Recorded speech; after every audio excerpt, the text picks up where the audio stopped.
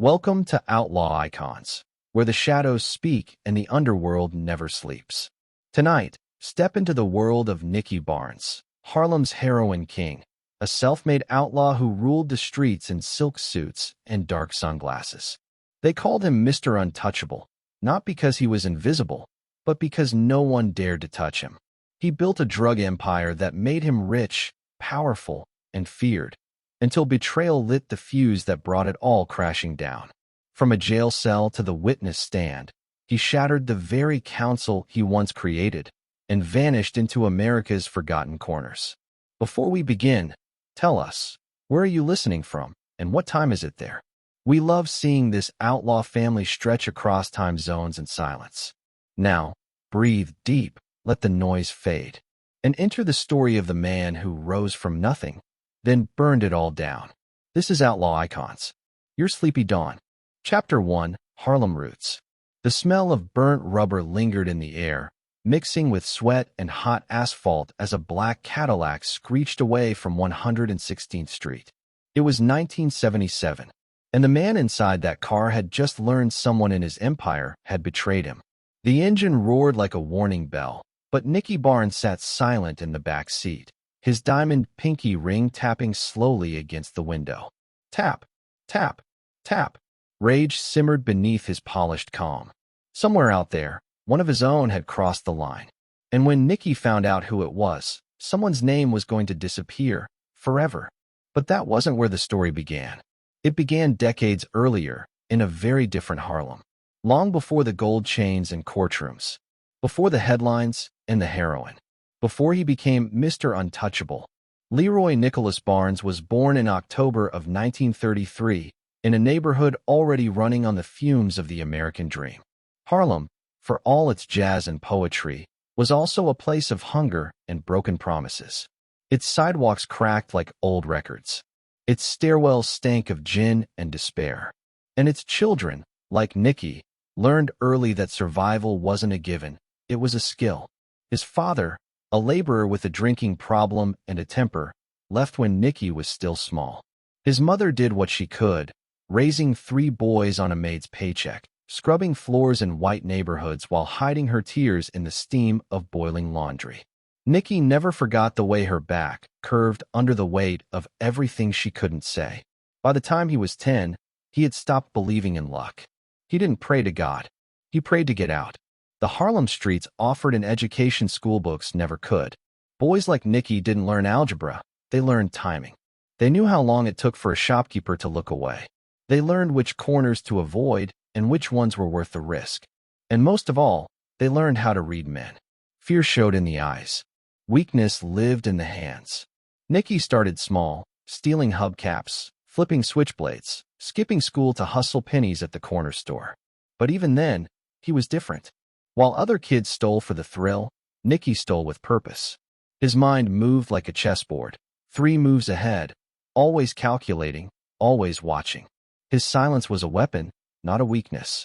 Harlem in the 1940s and 50s was a city within a city. White Manhattan wore tuxedos and drank martinis. Black Harlem wore scars and drank hard truths. Police didn't protect this world, they policed it. Justice was slow. Survival was faster. And heroin, sweet, deadly heroin, was just beginning to sink its claws into the neighborhood. At first, Nicky watched it from a distance. The junkies with their nodding heads and empty veins. The dealers with their thick rolls of cash and unblinking eyes. It was a different kind of power, darker and sharper than any he'd known. And it whispered to him like a devil in silk. There's a way out, if you're willing to do what others won't. But Nicky wasn't ready for the needle. Not yet. He still had to prove himself. That proof came with his first real arrest, a petty theft charge that landed him in a juvenile facility. The walls were cold, the food worse, but Nicky didn't complain. He studied the way the older inmates talked, how they moved, how they hid fear behind swagger. He realized quickly that jail didn't make you a man. It showed the world what kind you already were. When he got out, the streets were different. The heroin trade had exploded. Guys he used to run with were now nodding out in hallways or flashing new Cadillacs and buying silence with crisp $20 bills. It was clear the game had changed. And if he didn't change with it, he'd be left behind. By his early 20s, Nicky began associating with Harlem's rising dealers. He wasn't flashy yet. He didn't need to be. His intelligence was his currency. He spoke softly, calculated risks like a banker, and moved product like a logistics manager. But he didn't trust easily, and he never used. He saw what heroin did to people, turned them into ghosts of themselves. Nicky wanted power, not oblivion. The streets respected that. He wasn't just another corner boy. He was disciplined, strategic, and careful. While others chased quick cash, he thought about structure, about order. He started forming small crews, teaching them how to handle money, how to launder it through fake businesses, how to keep their mouths shut. Even then, he understood that the drug trade wasn't just about dope, it was about control. But Harlem had its own gravity. For every dollar you made, there was a bullet with your name on it. For every ally, a snake. Nicky had to move carefully. The Mafia had its eye on the heroin trade, too, and they didn't like competition. Still, he kept rising. His first real mentor in the game was a slick-talking, sharp-dressed dealer who went by the name Big Lou ran a tight operation, and he saw potential in Nicky. They worked side by side for a time, pushing weight through tenement buildings and brownstones. But Nicky never liked being second to anyone. He watched, learned, and waited. And then came the betrayal. Lou shorted him on a deal. Not by much, but enough. Enough to send a message. Nicky got the message, and he sent one back. Lou disappeared that summer. Nobody ever found the body, and Nicky never spoke about it again. That's when the legend began to form. He wore dark sunglasses day and night, drove Cadillacs like they were bicycles, bought suits stitched by hand in Milan. But what made him dangerous wasn't what people could see. It was what they couldn't. His mind, his patience, his refusal to panic. Still, there were cracks in the armor. His mother had fallen ill. Cancer, they said. The good kind, if there was such a thing. Nicky visited her in the hospital often, sat by her bed, and held her hand like a boy again. But he never told her what he did, never admitted how he paid the bills. He thought he was protecting her. Maybe he was protecting himself. The day she died, he didn't cry. He just stood outside the hospital, staring into the street like it owed him something. Maybe it did. Maybe that was the moment something broke, something that would never quite heal. After her death, he threw himself into business. Harder, faster, colder. He began forming what would later become known as the Council, Harlem's own version of a corporate boardroom. No wild shootouts. No dumb loyalty. Just clean systems, high profit, and tight mouths. It was organized crime, emphasis on organized. But Harlem wasn't just watching. It was listening. Rumors started to swirl. That Nicky was different. That he couldn't be touched. That even the Mafia was beginning to respect him, or fear him. And in the alleys and barbershops and basement poker games, one name started to rise above the rest. Mr. Untouchable. But power doesn't come without a price. And in the shadows of every empire are the seeds of its fall. Because someone always wants more. Because loyalty is a coin that flips. And because the streets never stay silent forever. Nicky didn't know it yet, but the very code he lived by would one day turn against him. And the people he trusted most were already watching him bleed. Chapter 2, Street Hustles and Prison Lessons. The cell door slammed behind him with a clang that felt final, like the end of a life he never really wanted. Cold concrete, dim light, silence so thick it pressed against your chest. Leroy Nicky Barnes stood in the middle of a 6-by-9-foot box in Greenhaven Correctional Facility, knowing this wasn't a temporary stop, it was a turning point. Not the fall, not yet, but the moment the game changed. And when it did, it changed forever. He had been arrested before, sure. Misdemeanors, petty charges, trespassing, theft, loitering with intent. Harlem cops knew his face by the time he was 17. But this time was different. This wasn't a slap on the wrist. This was years. Prison time.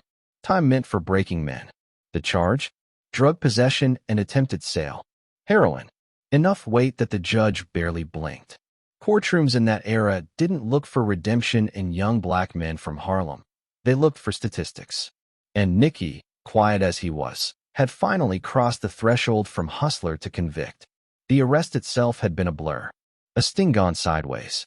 One minute he was inside a barber shop handing off a small bag to a familiar face. The next, the place was flooded with badges and blue uniforms. He didn't run. Running meant panic. Panic meant weakness. Nikki never panicked. Back at the station, they tried to talk to him. Turn him. Use him to get to someone else. But he stayed quiet. Not out of loyalty, but out of calculation. Harlem had taught him that silence wasn't just golden, it was survival. Greenhaven was a different kind of jungle. Behind those walls, the air was thicker. Time moved slower.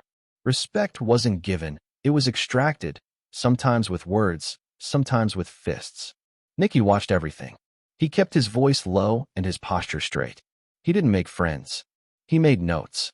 His first few weeks behind bars were like walking barefoot through glass. He saw men get sliced over cigarettes, watched others crumble beneath the weight of loneliness and years stretching out like endless highways. But Nicky didn't crumble.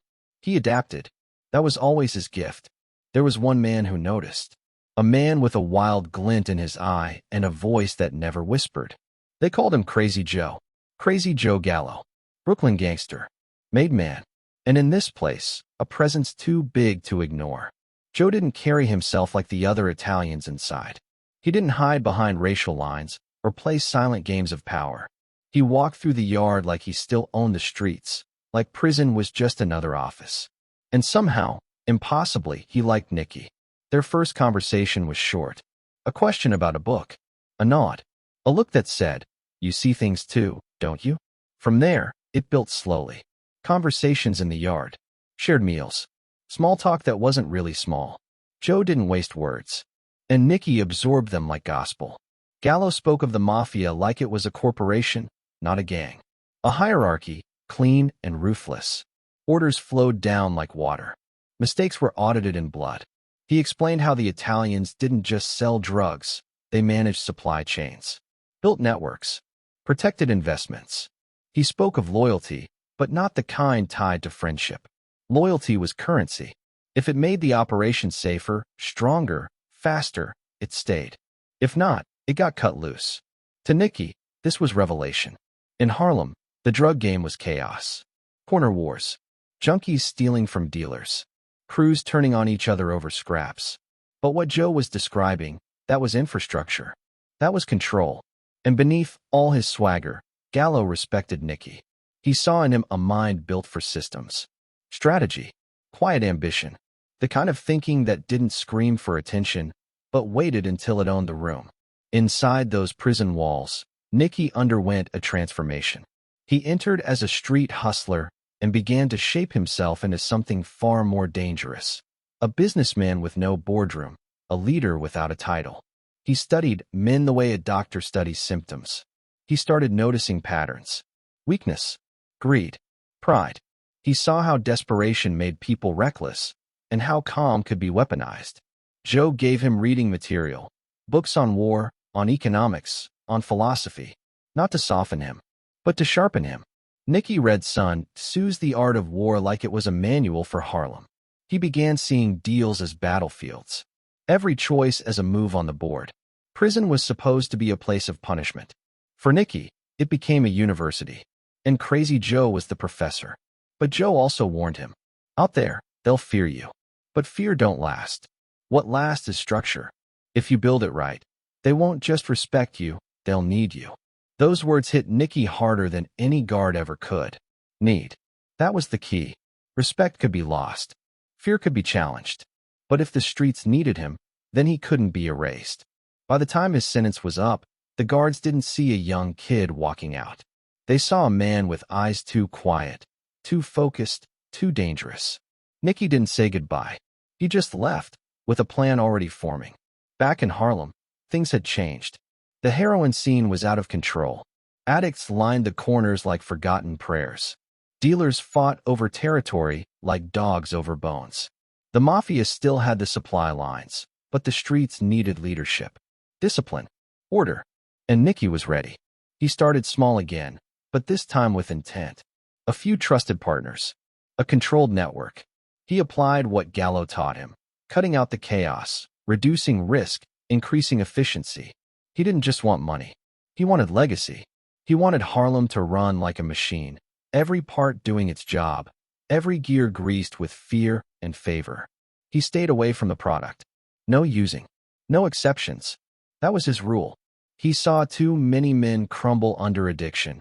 Smart men, strong men, turned hollow by their own appetite. Nicky wouldn't be one of them. He wasn't chasing a high. He was chasing permanence. But Harlem wasn't ready for a quiet king. It liked its rulers loud, reckless, flashy. Nicky gave them just enough of that. A Cadillac here, a tailored suit there.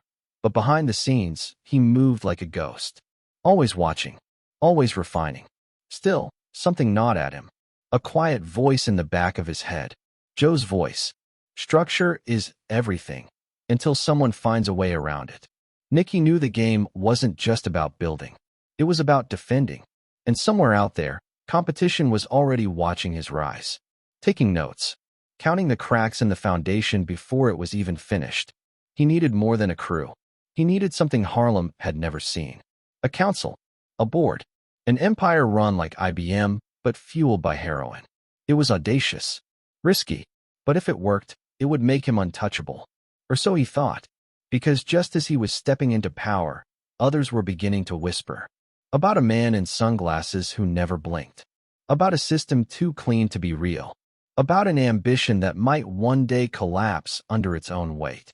The streets were listening, and the countdown had already begun. Chapter 3, Heroin's Golden Door. The first time Nicky saw a kilo of heroin, it didn't look like power. It looked like dust, tan, powdery, almost delicate. But hidden in that fine, unassuming powder was the fuel of an empire. A quiet storm that could drown a city in addiction, wealth, and blood. That was the moment Nicky Barnes understood what real control looked like. Not guns. Not fear. Not muscle. Heroin was the kingmaker now, and Harlem was already hooked. It was the early 1970s, and the streets were boiling. The civil rights era had left scars that never closed. Hope turned into protest. Protest into silence. Silence into desperation.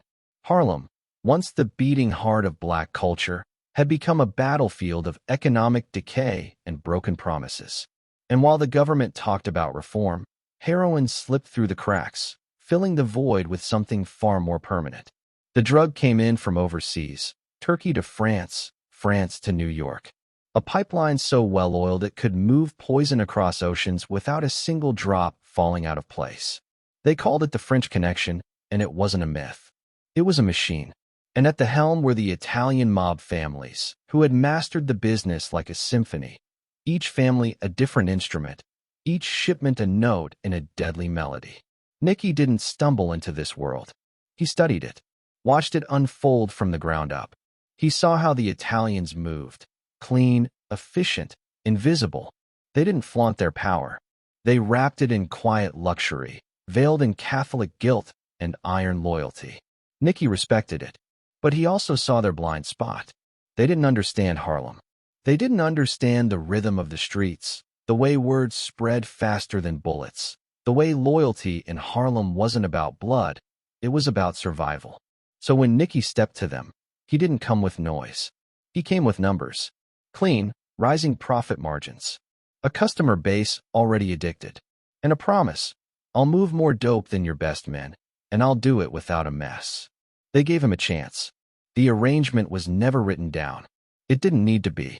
The Italians would supply the product. Uncut, pure, white as chalk, and Nicky would move it through Harlem's veins like a surgeon. In exchange, they'd get a piece. Not a majority. Just enough to make them rich and keep them interested. Nicky called it business. Others called it betrayal. He didn't care. With the pipeline open, the transformation began. Harlem turned into a marketplace. Tenement buildings became dope spots.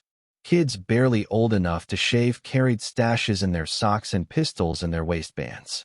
The high was cheap. The addiction was instant. And the money flowed like water bursting through cracked concrete. But this wasn't chaos. Not under Nicky. He structured the operation like a Fortune 500 company. Territory was mapped. Distribution chains were calculated down to the hour. Cutters worked in silence in hidden apartments, processing the powder with surgical precision. Dealers were trained like employees, given rules, quotas, and consequences. And the heroin? It was branded. The stamp on each glassine bag told the addict exactly what they were buying. Blue Magic, Murder One, Broadway Special. Each name meant something. Each brand had a reputation. But the crown jewel was quality. Nikki refused to cut the heroin too much. Others watered it down, added sugar, flour, anything to stretch it. Nikki kept it strong, potent, deadly. He knew the addicts would come back faster. And they did. Within months, his name echoed through the blocks like a ghost. He didn't show up on corners. He didn't shout orders in the street. He stayed in the background, quiet, calculating. His lieutenants handled the day-to-day. Trusted men, selected for their discipline and loyalty. If they stepped out of line, they were replaced. Or removed. The Italians took notice. They'd underestimated him. They thought Harlem would eat him alive. But instead, he'd bend it to his will. And as long as the money kept coming, they didn't ask questions. Nicky didn't celebrate. He studied. He watched the federal indictments stacking up in other boroughs. Saw how the government had started tracing phone calls, flipping soldiers, mapping empires like spiderwebs. The Mafia was bleeding quietly, but Harlem was still off their radar. For now. So Nicky built deeper. He used lawyers to cover his money. Bought businesses, nightclubs, car dealerships, dry cleaners, to hide the cash flow. He paid off crooked cops, greased politicians, even donated to charities. Not because he believed in them, but because it looked good on paper. To the outside world, Nicky Barnes was a businessman. A Harlem success story. The press didn't know what to do with him. He wore three-piece suits, quoted Shakespeare, and drove a Bentley with a steel spine. He looked like Wall Street. He acted like royalty. And he never blinked.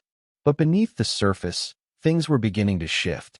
More heroin meant more addicts. More addicts meant more violence. Turf wars started bubbling up. Independent dealers trying to muscle into his territory. Disloyal lieutenants stealing off the top. And then there was the pressure from law enforcement. Whispers of wiretaps, snitches, surveillance vans parked just a little too long outside brownstones. Nicky responded with control. He formed the council, 7 men, trusted and tested. Together, they would oversee the empire. Make decisions by vote. Settle disputes with logic, not bullets. It was Harlem's version of a corporate boardroom. Except the penalties for insubordination were permanent. The council was Nicky's masterpiece.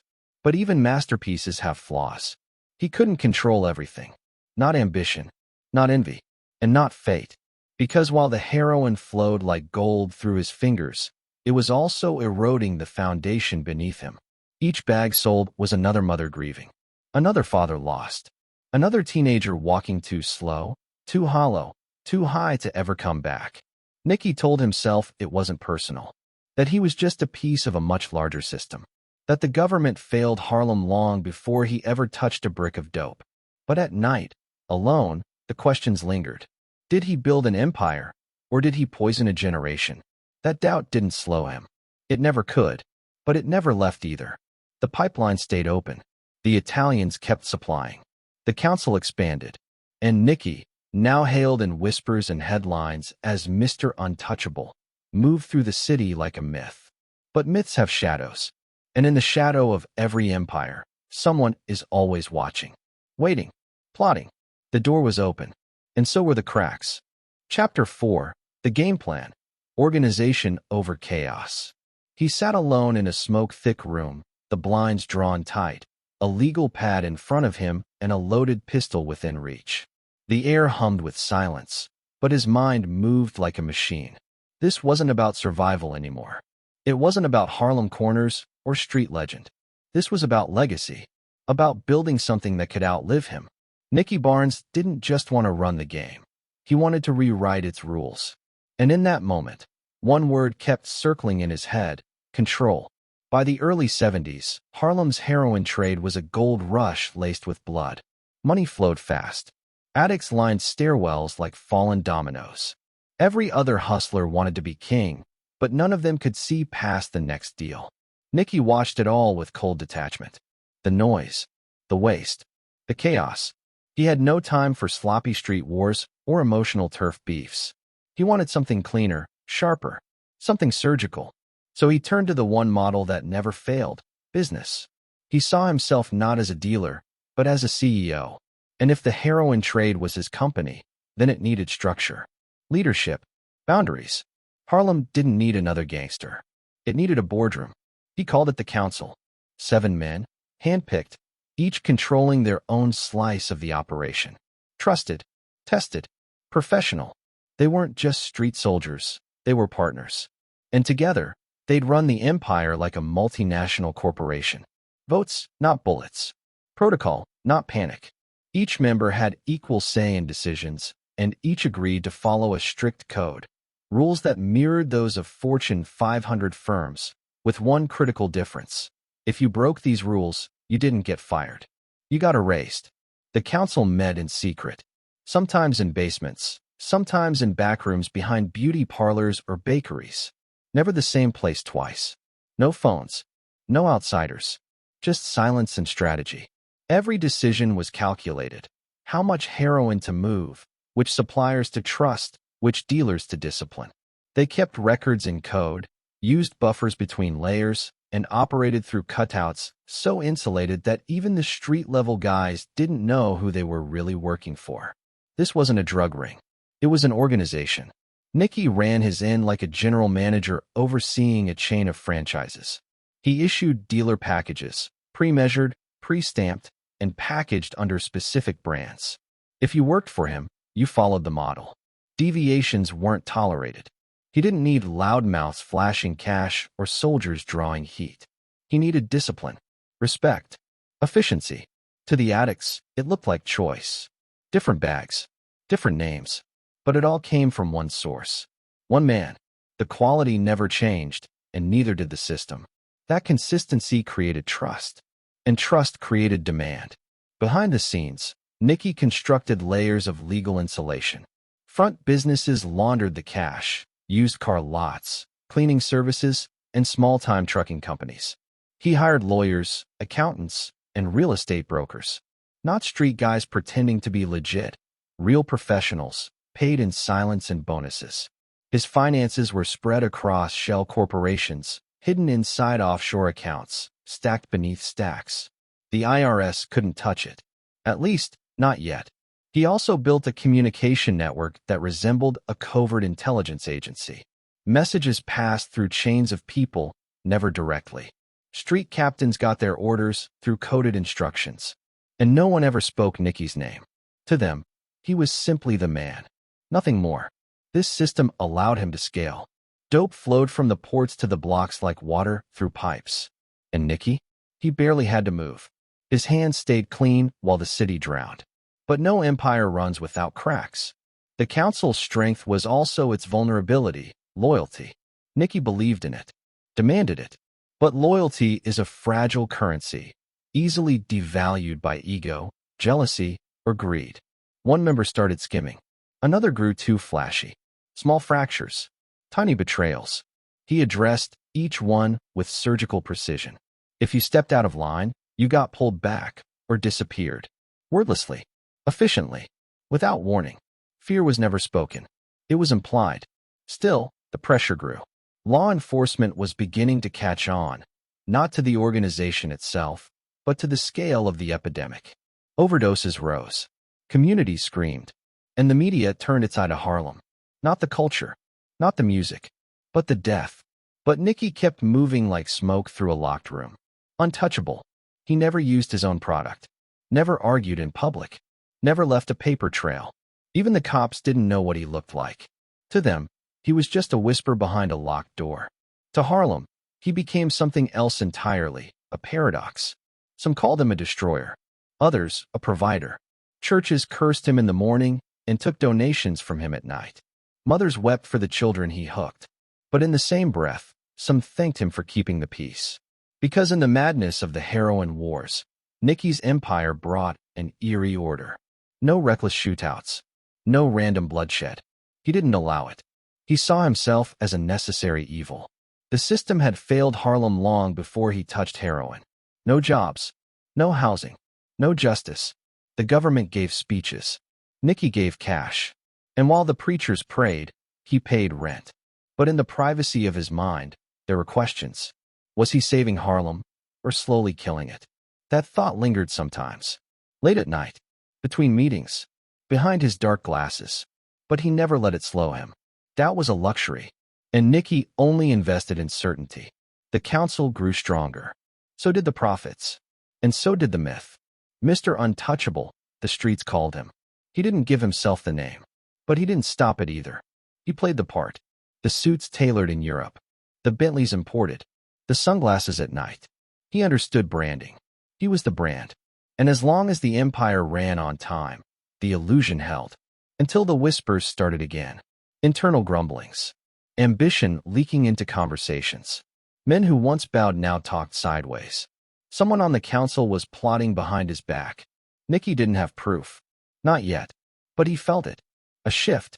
A chill in the room. Eyes that lingered too long. Smiles that didn't reach the corners. He knew what came next. He'd seen it before. The rise was mathematical. So was the fall.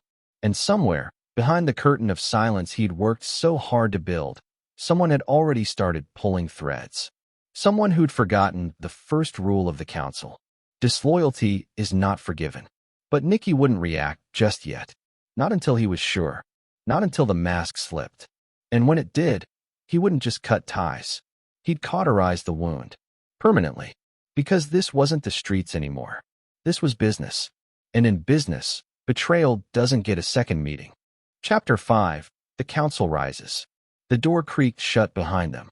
A basement in Upper Manhattan. Dim lights, no windows, no distractions.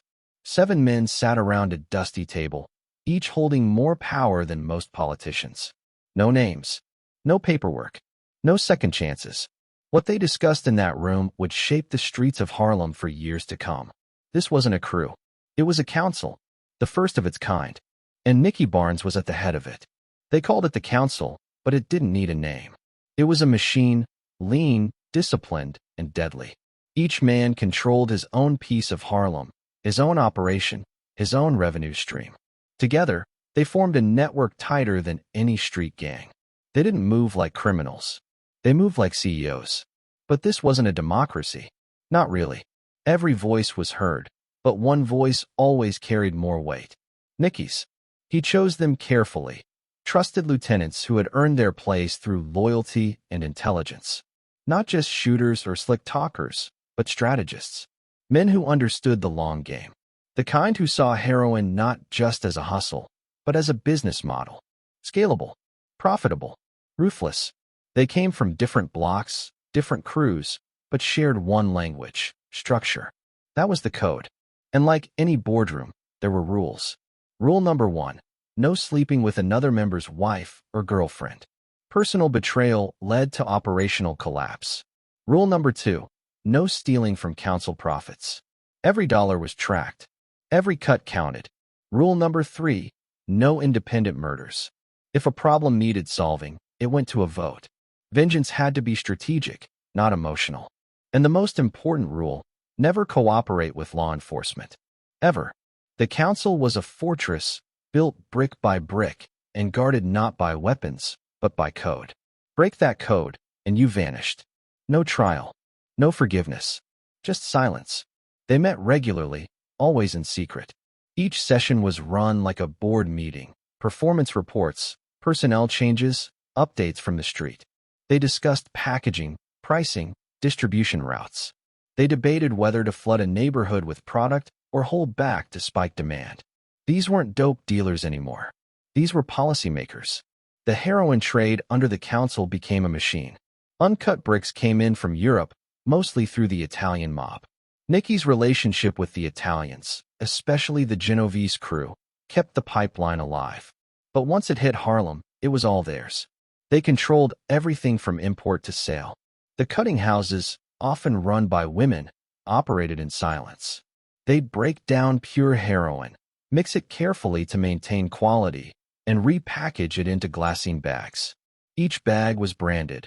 Names like Mean Machine, Dynamite, and King Kong became street trademarks. Addicts didn't need a dealer, they needed a brand. And Nicky was the brand. The dealers on the street weren't wild cards either. They were trained, monitored, and rotated. If one got too visible, they were pulled. If one got greedy, they were replaced. It wasn't about showmanship. It was about consistency. And the profits? Unbelievable. The money poured in like rain through a busted roof.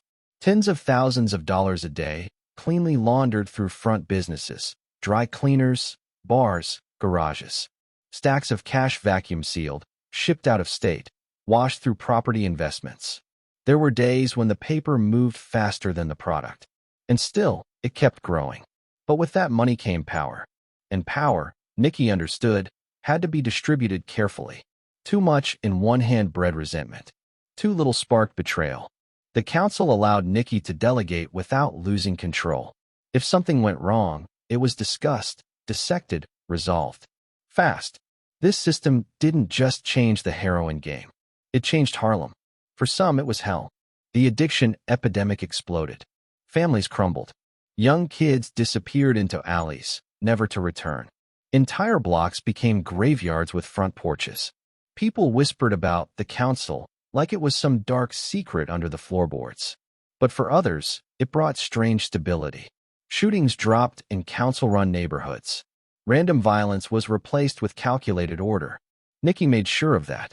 He funded community events, helped pay rent for struggling families, even donated to churches. Not because he cared, because it bought silence. And silence was more valuable than gold. He became a symbol, a man who rose from nothing, who ran Harlem better than the mayor. Some worshipped him, some cursed him, but everyone knew the name. Mr. Untouchable. The press started circling. They caught wind of his suits, his cars, his aura.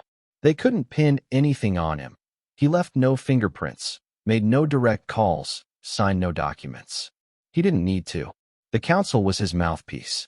The streets his amplifier. But with every headline, the pressure increased. Federal agents took notice. The DEA launched task forces.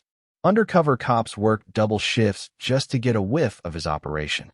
Bugs were planted. Phones tapped. But nothing stuck. Nicky's operation was too clean, too protected, too smart. Still, cracks began to form. Some council members grew restless. Some questioned decisions. One wanted a bigger cut. Another started cutting product too thin to increase margins. Nicky saw it coming. That familiar flicker, ambition twisted into betrayal. The kind of betrayal that starts with a whisper and ends with a bullet. He dealt with it the only way he knew how. Fast, quiet, permanent. But that moment planted a seed.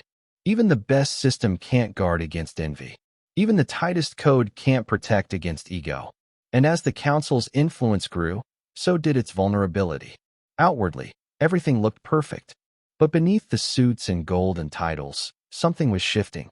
One wrong move, one loose mouth, and the entire machine could unravel. And Nicky knew it. Still, he pressed forward. He expanded, invested in new corners, recruited new dealers. The machine had to keep moving. Because if it stopped, even for a second, it wouldn't just stall. It would collapse. He trusted the council. But he also watched them. He kept files, names, numbers, suspicions. Because trust, in this business, was like a loaded gun. Necessary, dangerous, always one mistake from going off. The council had risen. But in the shadows of that rise, someone was already looking for a way to bring it all down. Chapter 6. Flooding Harlem with Heroin. The girl's body was found curled in a stairwell, face down, needles still dangling from her vein. She couldn't have been older than 16.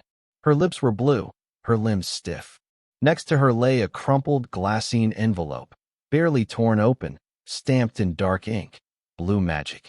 By morning, there were 2 more overdoses. By the weekend, a half dozen. To the city, it was a crisis. To Nicky Barnes, it was proof. Proof that his product didn't just move. It dominated. Harlem wasn't just using heroin. It was drowning in it. And at the center of it all, behind tinted sunglasses and the cold hush of a tailored suit, was a man who'd figured out how to make heroin not just addictive, but iconic. Branding. That was the genius. Most dealers sold dope like they were pawning broken radios. No consistency. No control. One bag too weak, the next too strong. The street couldn't trust it. Nicky changed the game. His heroin came with a name, a stamp, and a reputation. Blue magic. Mexican mud. Mean machine. TNT, dynamite, poison. Each brand was a promise. If you used blue magic, you knew what you were getting. Uncut, potent, dangerous. Addicts lined up for it. Dealers begged for supply. The streets started speaking in code. You holding that magic? You got the Kong bags? You heard about that murder one? It wasn't just heroin. It was marketing. And behind every brand stood one man. Quiet. Calculating. Watching his empire expand block by block like a virus wrapped in silk. It started small. A few thousand bags a week, pushed by trusted mid-level crews. But when the demand exploded, Nicky didn't panic. He scaled. The cutting houses went into overdrive. Women, mostly older, mostly mothers, sat for hours in low-lit kitchens, breaking down bricks, mixing the powder with lactose, repackaging it with precision. They wore gloves. They spoke in whispers. They didn't ask questions. It was a production line masked as domestic life. And every bag they sealed was another heartbeat in a machine too big to stop. Distribution flowed through a system tighter than a military unit. Drivers rotated routes. Dealers never saw suppliers. Runners moved cash in coded envelopes, each layer separated by design. If one link broke, the rest kept moving. By 1973, it wasn't just Harlem anymore. Nicky's heroin had crept into the Bronx, into Queens, across the bridge into Brooklyn, even into Jersey. And still, the supply kept up. He had deep pockets in Europe, French suppliers, Italian middlemen. The pipeline from Marseille stayed open, kept alive by dirty port officials and mafiosi with their own greed to feed. Every brick that landed on American soil was already sold before it touched a Harlem floor. Other crews couldn't compete. They tried, cut their heroin thinner, flooded the streets with cheap garbage. Junkies noticed, and they talked. Word spread like gospel. If it's not branded, it's not safe. So the competition either folded or fell in line. Some tried to mimic Nicky's operation, stamp their own bags, but users could smell the difference. And when the knockoffs killed too many, the streets turned on them. No one wanted the fake stuff. They wanted the real poison, the good death. They wanted blue magic. Nicky didn't celebrate. He studied. He knew the margins. He knew the lives. Every bag sold meant another step toward power and another step toward the edge. Because heroin wasn't just profitable. It was volatile. The addicts changed. They got younger, hungrier, more desperate. Kids once seen riding bikes were now seen nodding off in alleyways.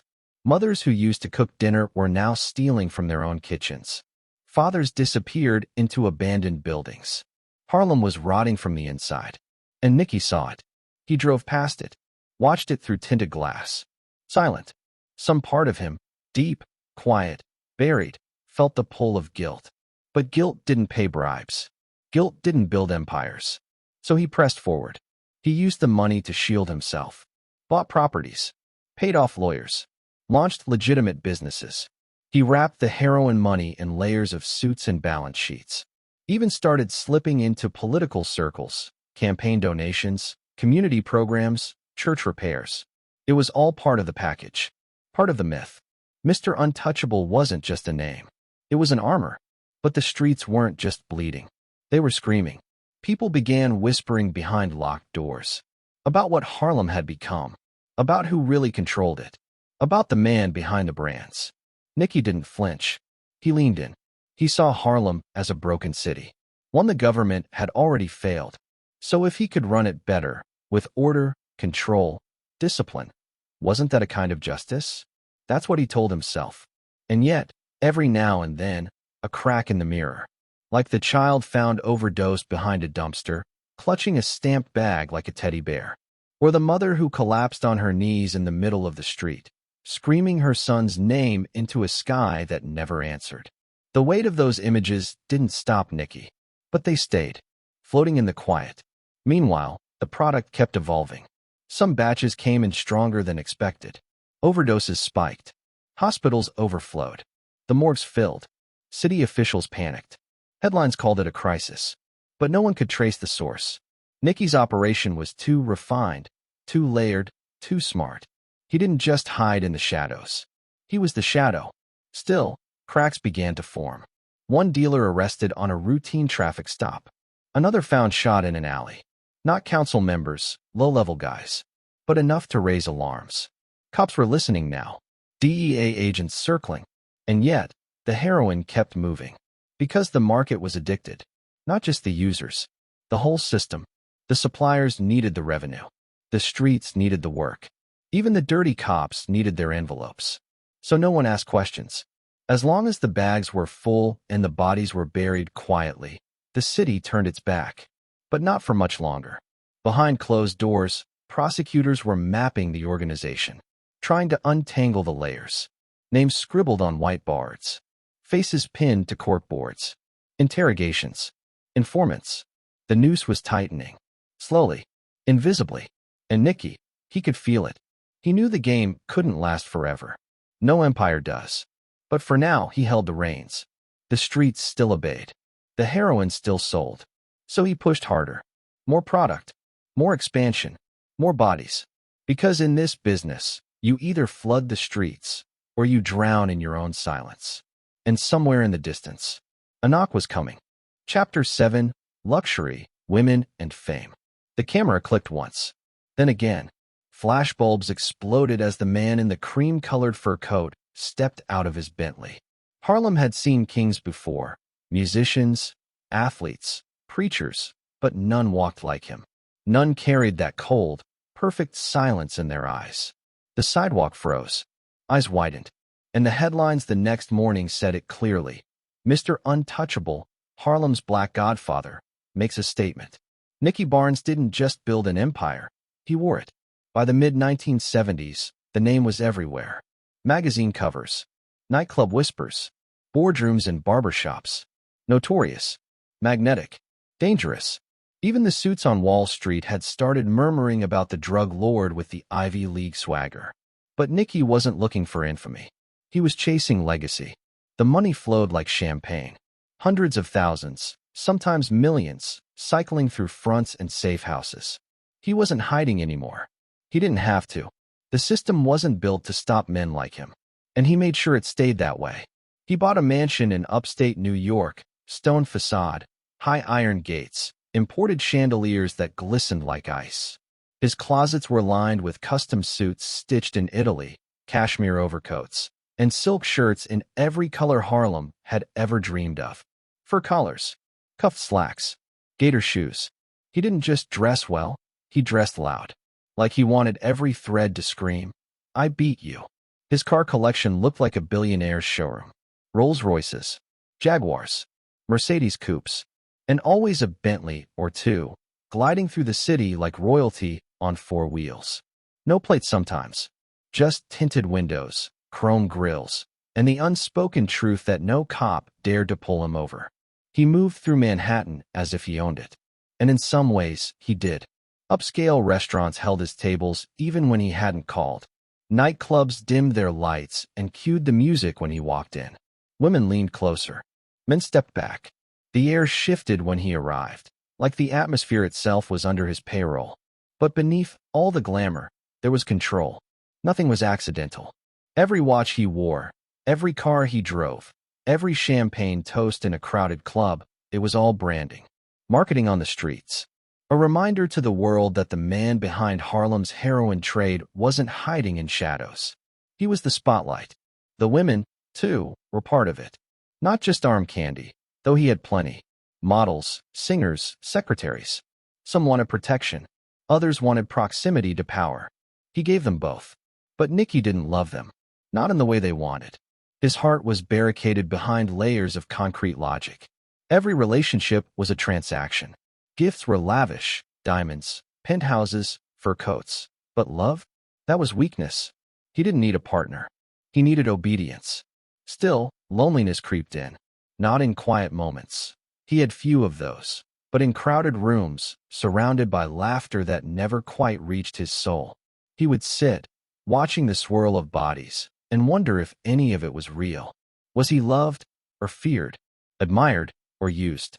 The answer didn't matter. He buried the question like he buried so many others. Deep, quiet, forgotten. Meanwhile, the media couldn't get enough. They'd never seen a man like this, a black drug kingpin dressed like a senator, speaking like a professor, walking like a mob boss. He blurred every line they thought they understood. He was both villain and icon, predator and product of his environment. Reporters begged for interviews. TV producers sent scripts. Everyone wanted a piece of Mr. Untouchable. And then, in 1977, came the ultimate crown. The New York Times Magazine cover. His face, staring directly into the lens. Sharp suit. Perfectly trimmed mustache. The caption burned into American memory. Mr. Untouchable. It was a declaration. A dare. And a mistake. Because while the streets cheered, the government seethed. That cover didn't just put Nicky on the map, it painted a target on his back. Federal agents clipped it out and pinned it above their desks. Prosecutors carried it into meetings like a war flag. The White House noticed, and the orders came down fast. Take him down. But Nicky didn't flinch. If anything, he leaned in harder. He was addicted, not to heroin, but to the high of invincibility.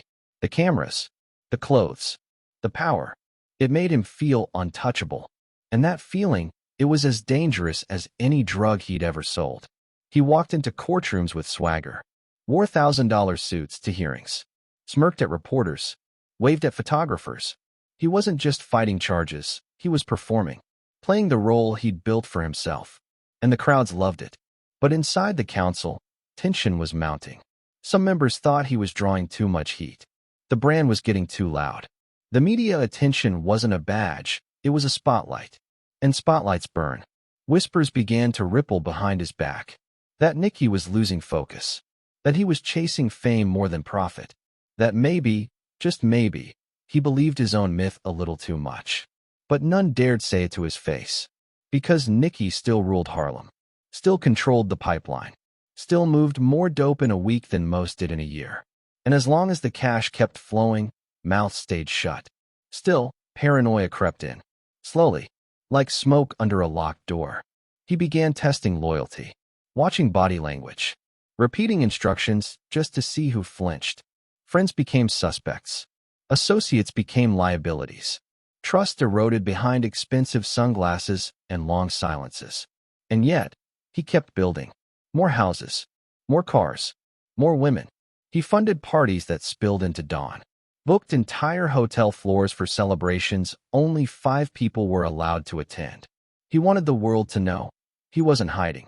But what he didn't see was how many people were watching. Federal agents, undercover operatives, rival crews, former friends, even some of the council. They saw a man who had once been a ghost now glowing under stage lights. A man who had once moved like smoke now walking with a thunderous drumbeat. The empire was still standing, but at its heart stood a man growing louder and more alone. The fame was real. So was the money. But fame doesn't protect. It exposes. And Nicky Barnes was about to find out. The higher you rise, the longer the fall. Chapter 8. Black Caesar in the spotlight. The flash from the camera wasn't supposed to hit like thunder, but it did. It cut across the courtroom like a spotlight at a crime scene, freezing Nicky Barnes in a pose that would outlive the trial itself. A sharp navy suit, diamond cufflinks that winked under fluorescent light, and that smirk, equal parts confidence and defiance.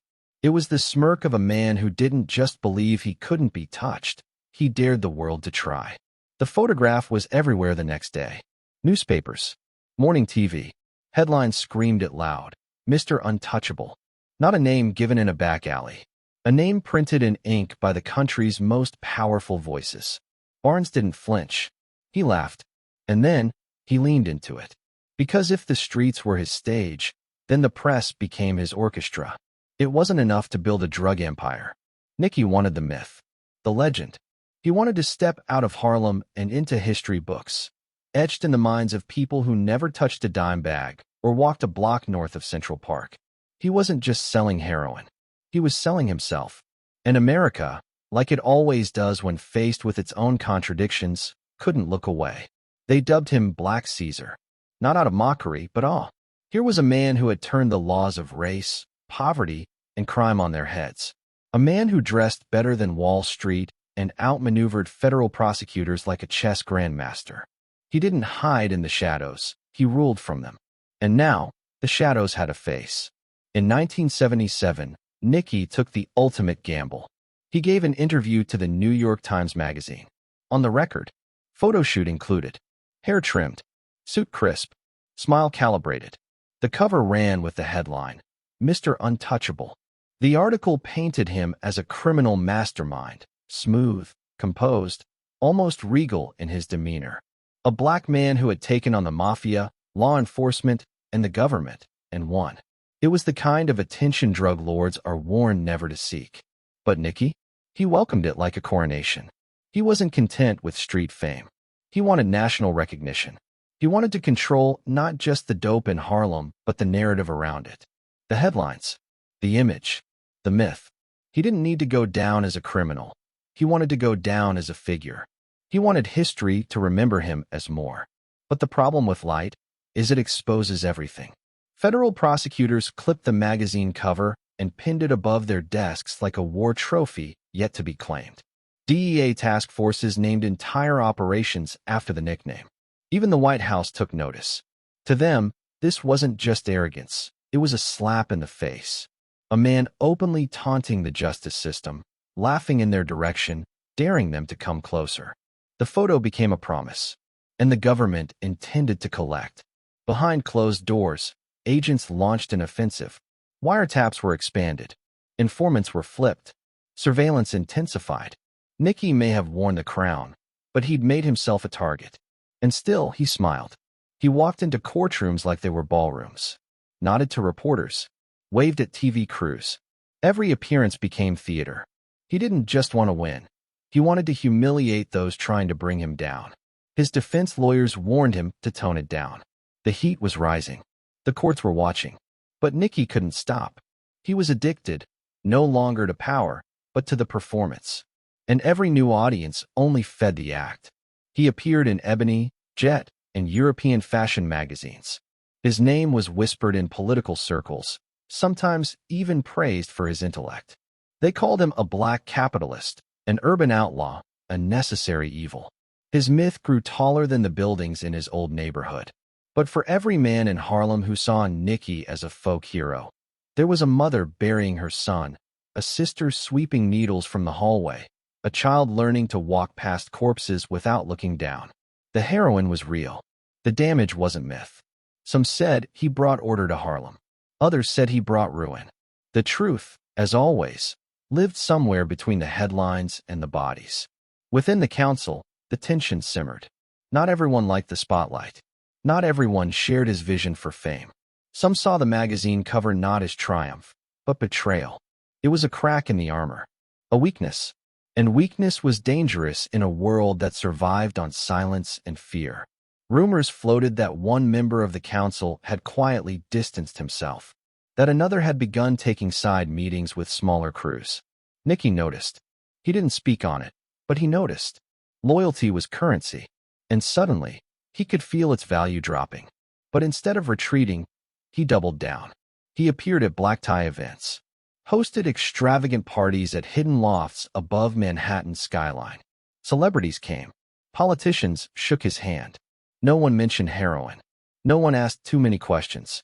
Because power has a way of erasing doubt, and money makes memory short.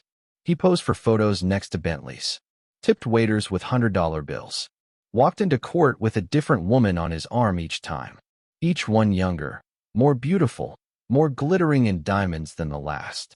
Every moment of it was calculated. Nicky didn't believe in chance, only moves. And for him, this was chess. But he forgot the rule that haunts all kings. When you step too far into the open, you become the easiest piece to take. Behind the glamour, the federal case against him was building. Files thickened. Witnesses surfaced. A paper trail began to take shape. Not enough to cage him yet, but enough to draw blood. And that blood was enough to stir the sharks. Rival crews began whispering that maybe Nicky had overplayed his hand. Maybe he wasn't untouchable. Maybe it was time for change. And somewhere in the darkness, one of his own was starting to believe it. The Times cover that once felt like triumph now sat framed in Nicky's apartment, its glossy surface fading under Harlem's gray sun. He still looked powerful in the photo, still looked invincible, But power ages fast, and invincibility always has an expiration date. What Nicky couldn't know, was that the men building his downfall were already in place. Tapes were rolling, deals were being made, and one domino was all it would take to begin the collapse. But on the surface, the show continued. Because when a myth grows that big, it never fades quietly. It shatters. And somewhere out of sight, the first crack was already forming. Chapter 9, The Empire's Reach. It started with a whisper in Miami. A dealer, barely known, dropped a name in a low-lit bar, Blue Magic, straight from Harlem. Within weeks, the streets of Atlanta were humming with the same words. Then Chicago, Detroit, Philly, even small towns that couldn't find Harlem on a map were suddenly hooked on its poison. This wasn't just a drug operation anymore. It was a distribution empire, silk-wrapped, blood-soaked, invisible. And at its center stood Nicky Barnes. He had built his house in Harlem, but his reach stretched like the arms of a god. No borders, no boundaries. His heroin moved like oxygen, unseen, essential, everywhere. What began as street corner hustling had morphed into a nationwide supply chain that rivaled the Mafia in both structure and profit. And make no mistake, the Mafia noticed. But instead of conflict, there was calculation. There had been a time when black dealers were considered disposable by the Italians. Useful but temporary. But Nicky didn't just defy expectations. He flipped them. He operated like them. Spoke their language. He understood hierarchy, silence, loyalty. So they watched. Then they approached. No formal partnership. No handshakes in broad daylight. Just quiet, strategic collaboration. Product flowed in from Marseilles, through the Corsican pipeline into Sicily, then into New York via well-greased docks. And once it hit the States, Nicky took over. The Italians knew how to smuggle. Nicky knew how to flood the streets. It was a silent alliance. No titles, no contracts, just two machines feeding off each other. They got rich. He got richer. And the bodies? They just disappeared into alleyways and morgues. Footnotes in a business ledger soaked in heroin. But power at that level needs more than supply. It needs protection. And Nicky paid for it in full. He had NYPD detectives on his payroll. Men who once kicked in doors now held them open for him. Arrest records vanished. Surveillance reports went cold. Warrants sat unsigned. Some cops turned blind eyes. Others whispered tips before raids. A few delivered evidence right into the furnace. To the public, it looked like luck. A kingpin dancing between raindrops. But behind every close call was a hand reaching out, clutching cash, gripping silence. And it wasn't just the police. Judges received campaign donations funneled through shell companies. Parole officers got early retirements. Local politicians were invited to community events, complete with envelopes and photo ops. Nicky understood the system because he never tried to fight it. He bought it. The council had become more than a Harlem institution. It was now a corporate board of crime. 6 men, sitting at the top, each with a district, a budget, and a loyalty clause carved in blood. They didn't just manage heroin, they managed everything: bribery, logistics, enforcement, legal defense. Each member operated like a CEO. And the product? It was death in a bag, branded and polished like perfume. Blue Magic still led the pack, but now new blends emerged. Bricks stamped with slick logos, almost artistic in their simplicity. Product purity stayed high. Addicts stayed loyal. Dealers couldn't keep up with the demand. There were weeks when the heroin profits eclipsed $10 million. $10 million. And still, the infrastructure held. The muscle moved in silence. The couriers were ghosts. The stash houses rotated every week. No fingerprints. No faces. Just movement. The scope was terrifying. Heroin flew from Harlem to Houston, to Oakland, to Minneapolis, to Cleveland. Sometimes by bus. Sometimes stuffed in car trunks, behind false panels. Sometimes sewn into clothes on people so desperate for money they didn't care if they lived or died. But Nicky didn't see bodies. He saw routes.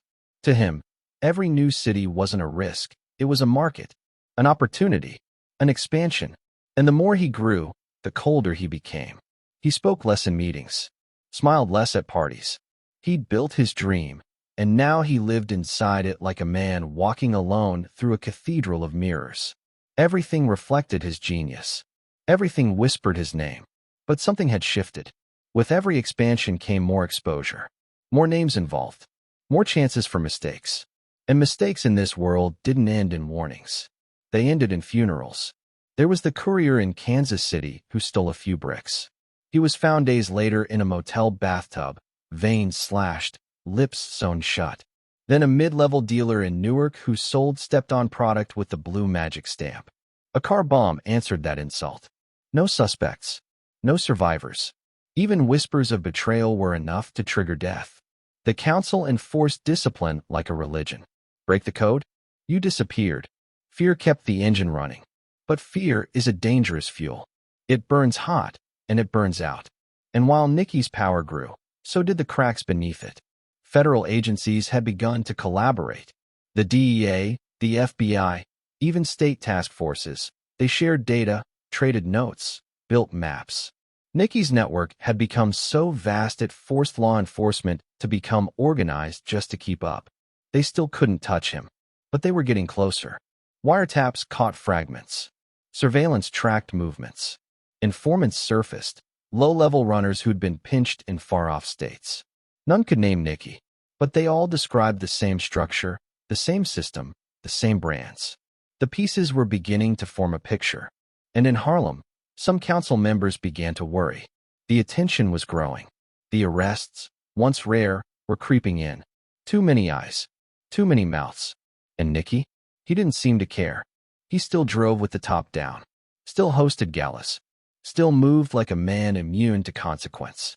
One lieutenant tried to caution him. To slow expansion. Reduce heat. Nicky didn't respond. Just lit a cigar and stared out a window overlooking the skyline.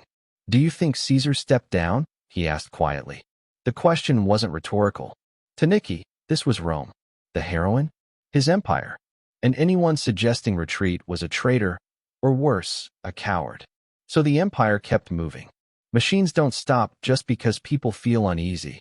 The flow of heroin remained constant. Shipments from Europe landed in Brooklyn.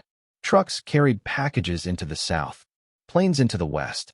Highways pulsed like veins, and every vein fed Harlem's heart. Corrupt cops continued to cash their envelopes. Dirty politicians kept nodding from podiums. The system stayed fed. But deep inside that system, something was stirring. One federal agent, a quiet man stationed in Philadelphia, noticed something strange. Two unrelated arrests, months apart, in different states. Both men carried heroin with the same packaging. Same stamp. Same story. He filed a memo. That memo spread. Soon, databases lit up. Dots connected. An invisible thread stretching from New York to Los Angeles, from Harlem to the heartland. And at the end of every thread, a name. Barnes. The empire had grown too large to hide.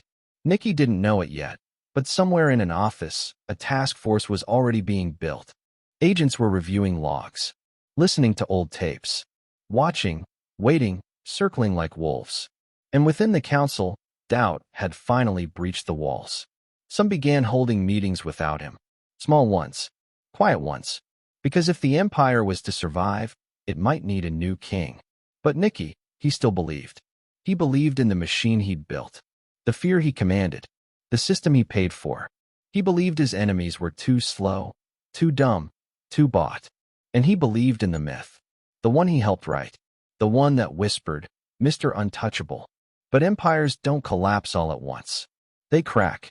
And somewhere in the silence between deals and deaths, the first crack had already started to echo. Chapter 10, Council Wars and Internal Tension. The first betrayal didn't come with a bullet. It came with silence. A missed phone call. A vague excuse. A glance held too long at a meeting. That's how betrayal starts in a kingdom built on fear. Not with loud gunshots, but with quiet decisions made behind closed doors, where power hangs in the air like humidity before a storm. By the late 1970s, the council wasn't a brotherhood. It was a boardroom of millionaires balancing paranoia and ego.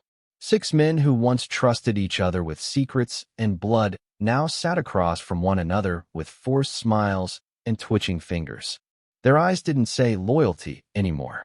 They said leverage. And at the center of it all stood Nicky Barnes. He'd built the structure, crafted it from prison, piece by piece, brick by brick, an empire of discipline and order. But now, as it stood tall, it began to tremble. Not because the law was closing in. Not yet. But because inside the council, envy was spreading like a cancer. One member, quiet and calculating, started skimming. It was subtle at first, 5 grand here, 10 grand there. Hidden in real estate fronts, washed through phony construction companies. He told himself it wasn't betrayal. It was insurance. Just in case Nicky slipped. Just in case the unthinkable happened. Another member, flashier, louder, began making deals outside council channels. Heroin shipments moved through back doors. New crews were given territory without a vote. Money started appearing in places it shouldn't have. When confronted, he smiled and shrugged. Said it was just business. But in the council, that excuse was heresy. This wasn't the streets anymore. It was politics at its deadliest. Every decision required unity. Every move was meant to be invisible, disciplined, bloodless. Now that unity was fracturing, the tension hung heavy during meetings.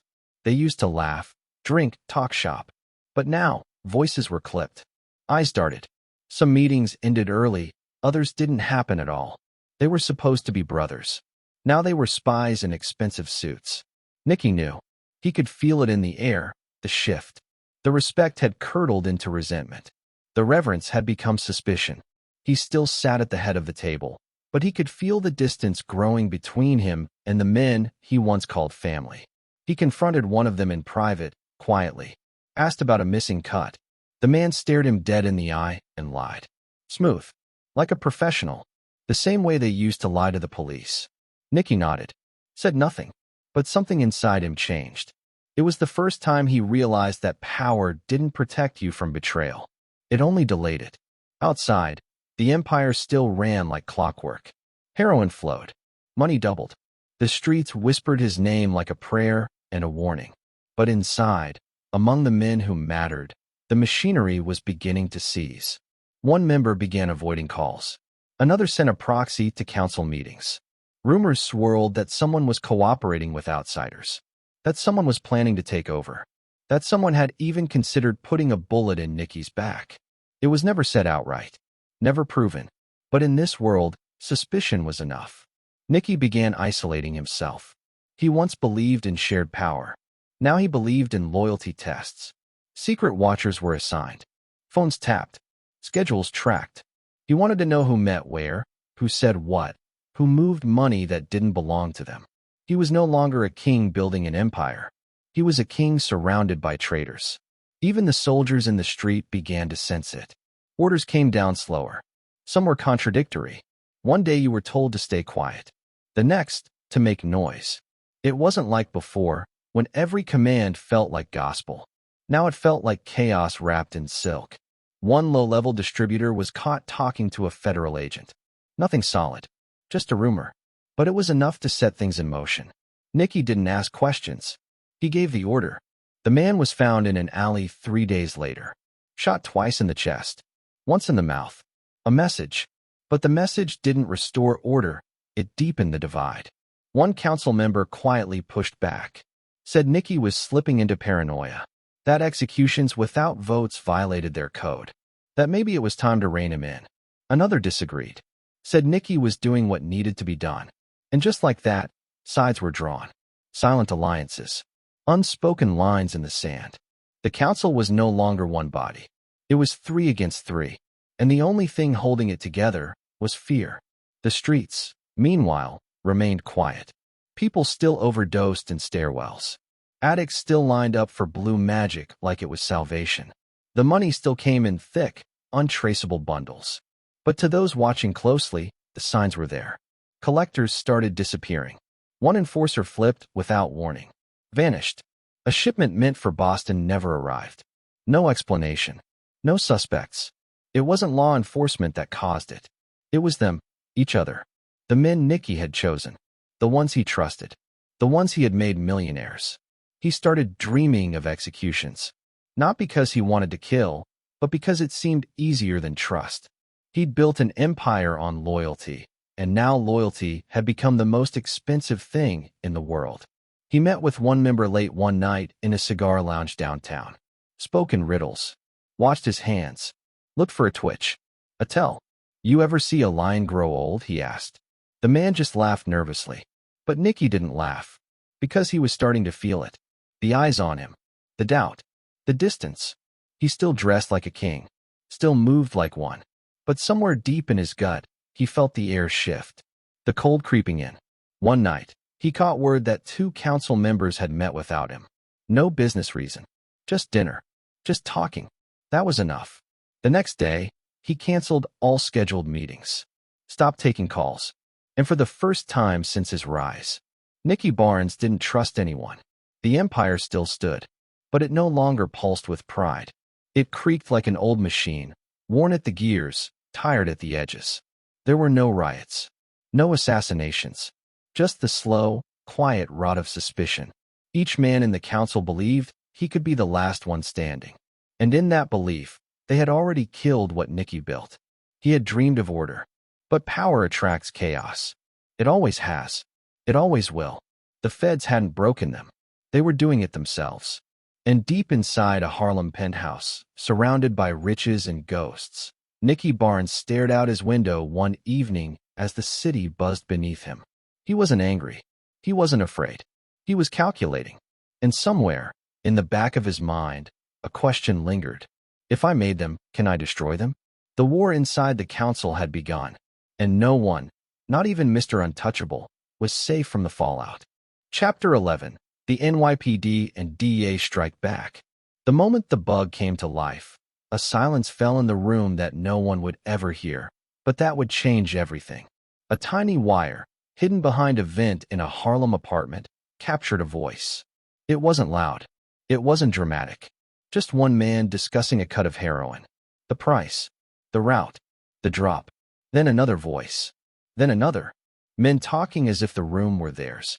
As if the empire they built couldn't be touched by microphones or tape recorders or men with badges and patience. But it was too late. The council was being hunted. The myth of Nicky Barnes, that he was untouchable, invincible, unshakable, had become too loud to ignore. He wasn't just a drug dealer anymore.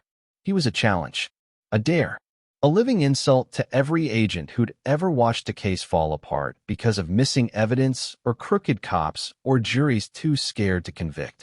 So the NYPD and DEA formed a pact. No more watching from the outside. No more chasing shadows. This time, they would go inside. This time, they would plant the bugs, flip the soldiers, crack the walls from within. It wouldn't be fast. It wouldn't be loud. It would be slow, strategic, relentless. They called it the Barnes Task Force. It started small. 2 detectives, 1 federal agent, a corkboard, a map of Harlem, a handful of mugshots. But with every wiretap, every tale, every grainy surveillance photo, the board grew. Routes, names, connections. It was like chasing smoke through a keyhole, but they kept chasing. One undercover agent got inside through a courier, an addict with a habit and a loose mouth. She didn't know much. Just addresses, faces, places where envelopes were exchanged. That was all they needed. A foot in the door, a crack in the glass. They started following the money. Because in heroin, the bodies pile up, but the dollars tell the real story. Money moved through barbershops, car washes, churches, funeral homes. Thousands became hundreds of thousands, then millions. And as the money flowed, so did the arrogance. Nicky's lieutenants stopped being careful. They used their real names on leases, bought cars in cash, wore gold on their necks like trophies. Some even kept ledgers, handwritten, with names and numbers and codes so sloppy they barely counted as protection. The task force began building a timeline. Each week, the walls crept closer. A stash house here, a phone tap there. One agent tailed a council member for 6 weeks. He never spoke, never met anyone. But every morning, he bought coffee from the same corner deli, then drove to the same brownstone. Inside that brownstone, voices echoed, caught by hidden mics sewn into the baseboards by men who risked their lives crawling through ducts in the dark. The case was still quiet, But inside the precinct, it was volcanic. One detective, hardened by years of chasing ghosts, said it out loud one night over whiskey. Barnes is beatable, but not if we play fair. And so, they didn't. They leaned on informants, dragged low-level dealers into rooms with no windows and hours of questions, promised deals, threatened sentences, showed photos of dead friends. Some broke, some vanished. One flipped, then overdosed the night before trial. No one believed it was an accident, but each defection added to the puzzle. They learned how the council avoided wire transfers, how heroin was cut at safe houses before delivery, how calls were made only from payphones, only on specific corners, only during certain hours. Patterns emerged. Maps turned red. Names were underlined. And still, Nicky walked like a man wrapped in armor. He laughed at rumors, dismissed whispers. Even when told the feds were watching, he didn't blink. He believed in his system, in his discipline, in the fear he had spent years cultivating. Until the morning a warehouse was raided in Queens. Dozens of kilos, firearms, documents. One man arrested. Another fled. Inside, agents found packaging stamped with a familiar brand, Blue Magic. Nicky didn't say a word, but he stopped smiling for 3 days. And in the silence, the council began to crack again. One lieutenant suggested pulling back operations, reducing exposure. Another disagreed, saying it would make them look weak. The room grew tense. Words turned sharp. Accusations hovered but never landed. Meanwhile, across the city, agents watched and waited. They monitored phone booths with hidden cameras, dressed as sanitation workers to bug cars, followed girlfriends, mistresses, delivery boys. They looked for the cracks that greed creates. Because heroin empires don't fall because of the drugs, they fall because of the people who sell them. Then came the break. A council associate was arrested in New Jersey on unrelated charges. Cocaine, not heroin. A side hustle Nicky didn't know about. Facing 20 years, the man cracked in 2 hours. Names, addresses, safe houses, everything. He even drew a diagram. That diagram ended up on the task force wall. And in the center of it, circled in red, Nicky Barnes. The chase accelerated. Wiretaps picked up calls between council members. Short, clipped, nervous. Some used coded language. Others were careless. One mentioned a pickup on 135th Street and Lenox. Agents intercepted it. Heroin. Pure. Packaged. The fingerprint on the tape matched a known associate. Warrants were drafted. A secret grand jury was formed. Still, Nicky stood tall.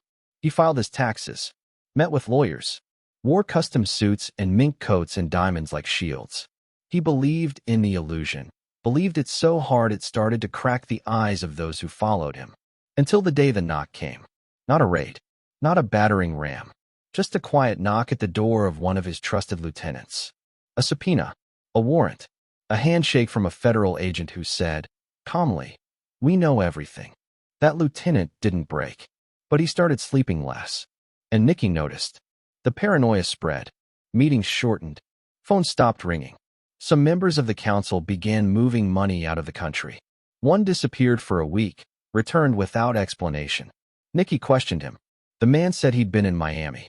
No business. Just family. Nicky didn't believe him, but he didn't say anything. The final straw came when a courier got caught at LaGuardia with 3 keys taped to his chest. He said he worked for a company, refused to name names, asked for a lawyer. Agents laughed. Your lawyer's gonna need a lawyer. The bag was stamped Blue Magic, the same stamp they had seen in a dozen cities, the same stamp they now had in court-ready photographs, affidavits, and testimony. The task force had built the net. Now they were closing it. Nicky sensed it, like a shift in gravity, like a low hum in the back of his mind that wouldn't stop buzzing. He ordered phones thrown away, told lieutenants to rotate stash houses every 48 hours, suspended meetings. But it was already too late. They weren't chasing shadows anymore. They were watching names, following cars, recording voices. And one night, in a surveillance van 2 blocks from a known safe house, a young agent listened to a council member on a wiretap say the words, "The boss thinks we're still clean." The agent pressed stop, marked the tape, and smiled. Nicky Barnes still believed he was untouchable. But now the government had a new title in mind for him, defendant, and the indictment was already being written. Chapter 12, Betrayals Behind Silk Curtains. The betrayal didn't come from a rival. It didn't arrive with gunfire or sirens. It came behind closed doors, with whispers between silk sheets. And when it reached Nicky Barnes, it didn't break him, it hollowed him out. The man who once ruled Harlem with precision and calculation now sat alone in a silent apartment, staring at the marble floor beneath his feet, hearing the echo of a truth he couldn't unhear. One of his own had been sleeping with his wife. The news didn't come through gossip or street chatter. It came from a source that couldn't be dismissed, one of the feds watching his empire rot from within. During a jailhouse conversation, slipped in with the ease of a predator toying with prey, the agent said, "Funny thing about loyalty, Nicky. It never sleeps with your wife." Nicky didn't respond. He didn't have to. His stillness said everything. Behind bars, stripped of his empire, he felt it more than ever, that invisible unraveling of power. When he ruled, loyalty was currency. Brotherhood was armor. But now, in the dim flicker of a holding cell light, he saw it for what it was, a thin veil stitched with greed and fear, tearing at the seams. The man in question was no stranger. He was part of the council, one of the few Nicky had once trusted with both his money and his secrets. They'd eaten together, traveled together, bled the same streets. And now, that man was in his bed. The woman at the center of it all wasn't naive. She knew the rules. She'd lived the life. Fur coats, imported champagne, Bentleys, dinners in Milan. She had seen the rise from hustle to royalty. But when Nicky went inside, the power shifted. And power always leaves a vacuum. In Harlem, the throne wasn't empty. It just moved closer to the vultures. At first, the affair was whispered about. Quiet glances at restaurants. Unexplained gifts. The man started showing up at her side more often. Not in secrecy, but with a kind of brazen confidence that made people wonder if this wasn't a betrayal, but a transition. Inside the council, the move was seen as calculated. A play for influence. If Nicky went down, this man would inherit the crown through the woman he left behind. But others saw it differently. As a line crossed, a rule broken, a fatal offense. Nicky, even from his cell, controlled the flow of information. Letters came in, visitors came through, and the rumor reached him in fragments. A council member was driving his car, sitting in his seat, wearing his cologne, sleeping in his sheets. The rage didn't erupt. It simmered, cold, quiet, deliberate, because Nicky wasn't just hurt. He was humiliated. And in his world, humiliation was the most dangerous emotion a man could feel. On the outside, the council pretended everything was business as usual. Meetings continued. Orders were given. But under the surface, the balance was broken. One man had crossed into another's kingdom, and no one moved to stop him. Loyalty, once the cornerstone of the empire, was now optional. One member sided quietly with Nicky. Another stayed neutral. A third didn't hide his alliance with the man betting the queen. And like that, the empire turned into factions. Silent, but sharp. Smiles faded. Trust collapsed. Motives shifted. The heroin still flowed. The money still moved. But no one was safe. And Nicky, behind bars, began calculating the only currency he had left, revenge. He spoke less to lawyers and more to the men who ran the jail. He asked questions, took notes, built maps in his head. If he couldn't strike now, he would wait. Because in his world, patience wasn't weakness, it was preparation. The betrayal bled into every corner of his thoughts. This wasn't about love. It was about power, territory. The rules of the council didn't just govern drugs. They governed hierarchy. And this was a coup in silk. One night, in a rare moment of emotion, Nicky confessed to his cellmate what hurt the most. It wasn't the betrayal. It was the disrespect. "I built that man," he said, voice low, fists clenched. "Gave him his seat. Fed his kids. And now he's sitting at my table with my woman like he owns the crown." The silence that followed was heavy. Because even in jail, even with the empire fracturing, Nicky still felt like the king. But outside, the vultures grew bolder. The council began operating more openly. Deals were made without code words. New heroin brands were pushed that had nothing to do with blue magic. The man who now shared Nicky's bed also began sharing his territories, dividing corners, flipping soldiers, claiming authority. It wasn't just betrayal. It was erasure. And Nicky watched from behind glass as the empire he created forgot his name. He knew the feds were closing in. He knew indictments were coming. But that wasn't what haunted him. What haunted him was the silence from the council. No one visited. No one called. No one offered loyalty. They'd already moved on. The council didn't just leave Nicky behind. They began speaking of him like a ghost. A chapter. A cautionary tale. But Nicky Barnes wasn't done. The pain had become clarity.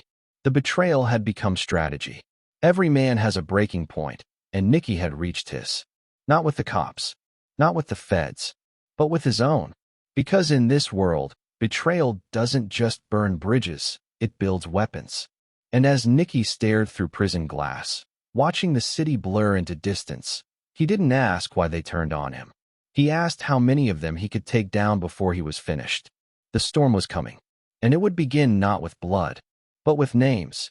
Chapter 13, Operation Pressure Cooker. The armored van rolled into the freezing dawn. Agents fanned out, badges gleaming in the pre-sun glow. Not flash, but precision. Not cameras, but silencers. This was the crescendo, Operation Pressure Cooker. The final note in a symphony built of surveillance, betrayal, and patience. Within hours, the empire would tremble. It began weeks earlier, in rented offices packed with whiteboards and dry erase maps. The task force didn't just raid, they engineered. Every call intercept, every wiretap transcription, every informant's testimony. They pieced together the city of Harlem's deadliest network. Not as rumors, but as timelines, phone logs, money flows. What looked unstoppable from the street now looked fragile on paper. The first move came quietly. Subpoenas for banking records. Skipped meetings by council members. Cash withdrawals just under thresholds. Those red flags went straight to grand juries. Agents watched photos roll off printers. Bentleys, new apartments, accounts traced to shell companies. Convictions weren't spoken of, they were predicted. Then came arrests. One by one. Not in full riot gear. Not with megaphones. But cuffed at home. Hoovered into SUVs. Their morning ruined. Families terrified. Each arrest sent shockwaves. Some men didn't even imagine the council would fold, until doors shut behind them and agents recited their rights. Letters of rights. Silence ended. Nicky still sat in prison, removed. But they were chasing him down too. Charges mounted. His name appeared across indictments. Conspiracy. Distribution. Racketeering. Money laundering. Even murder for hire. The list was long. Indictment stacks grew higher than he'd ever counted. Inside courtrooms, prosecutors walked through the empire like archaeologists. They opened sealed exhibits, branded bags, money trail spreadsheets, snippets of taped conversations.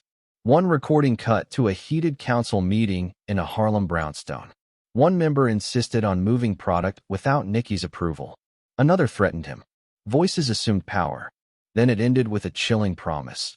Tonight, you cross him, you're gone. That audio became Exhibit A, a soundbite played in grand jury hearing rooms. It wasn't a threat. It was confession.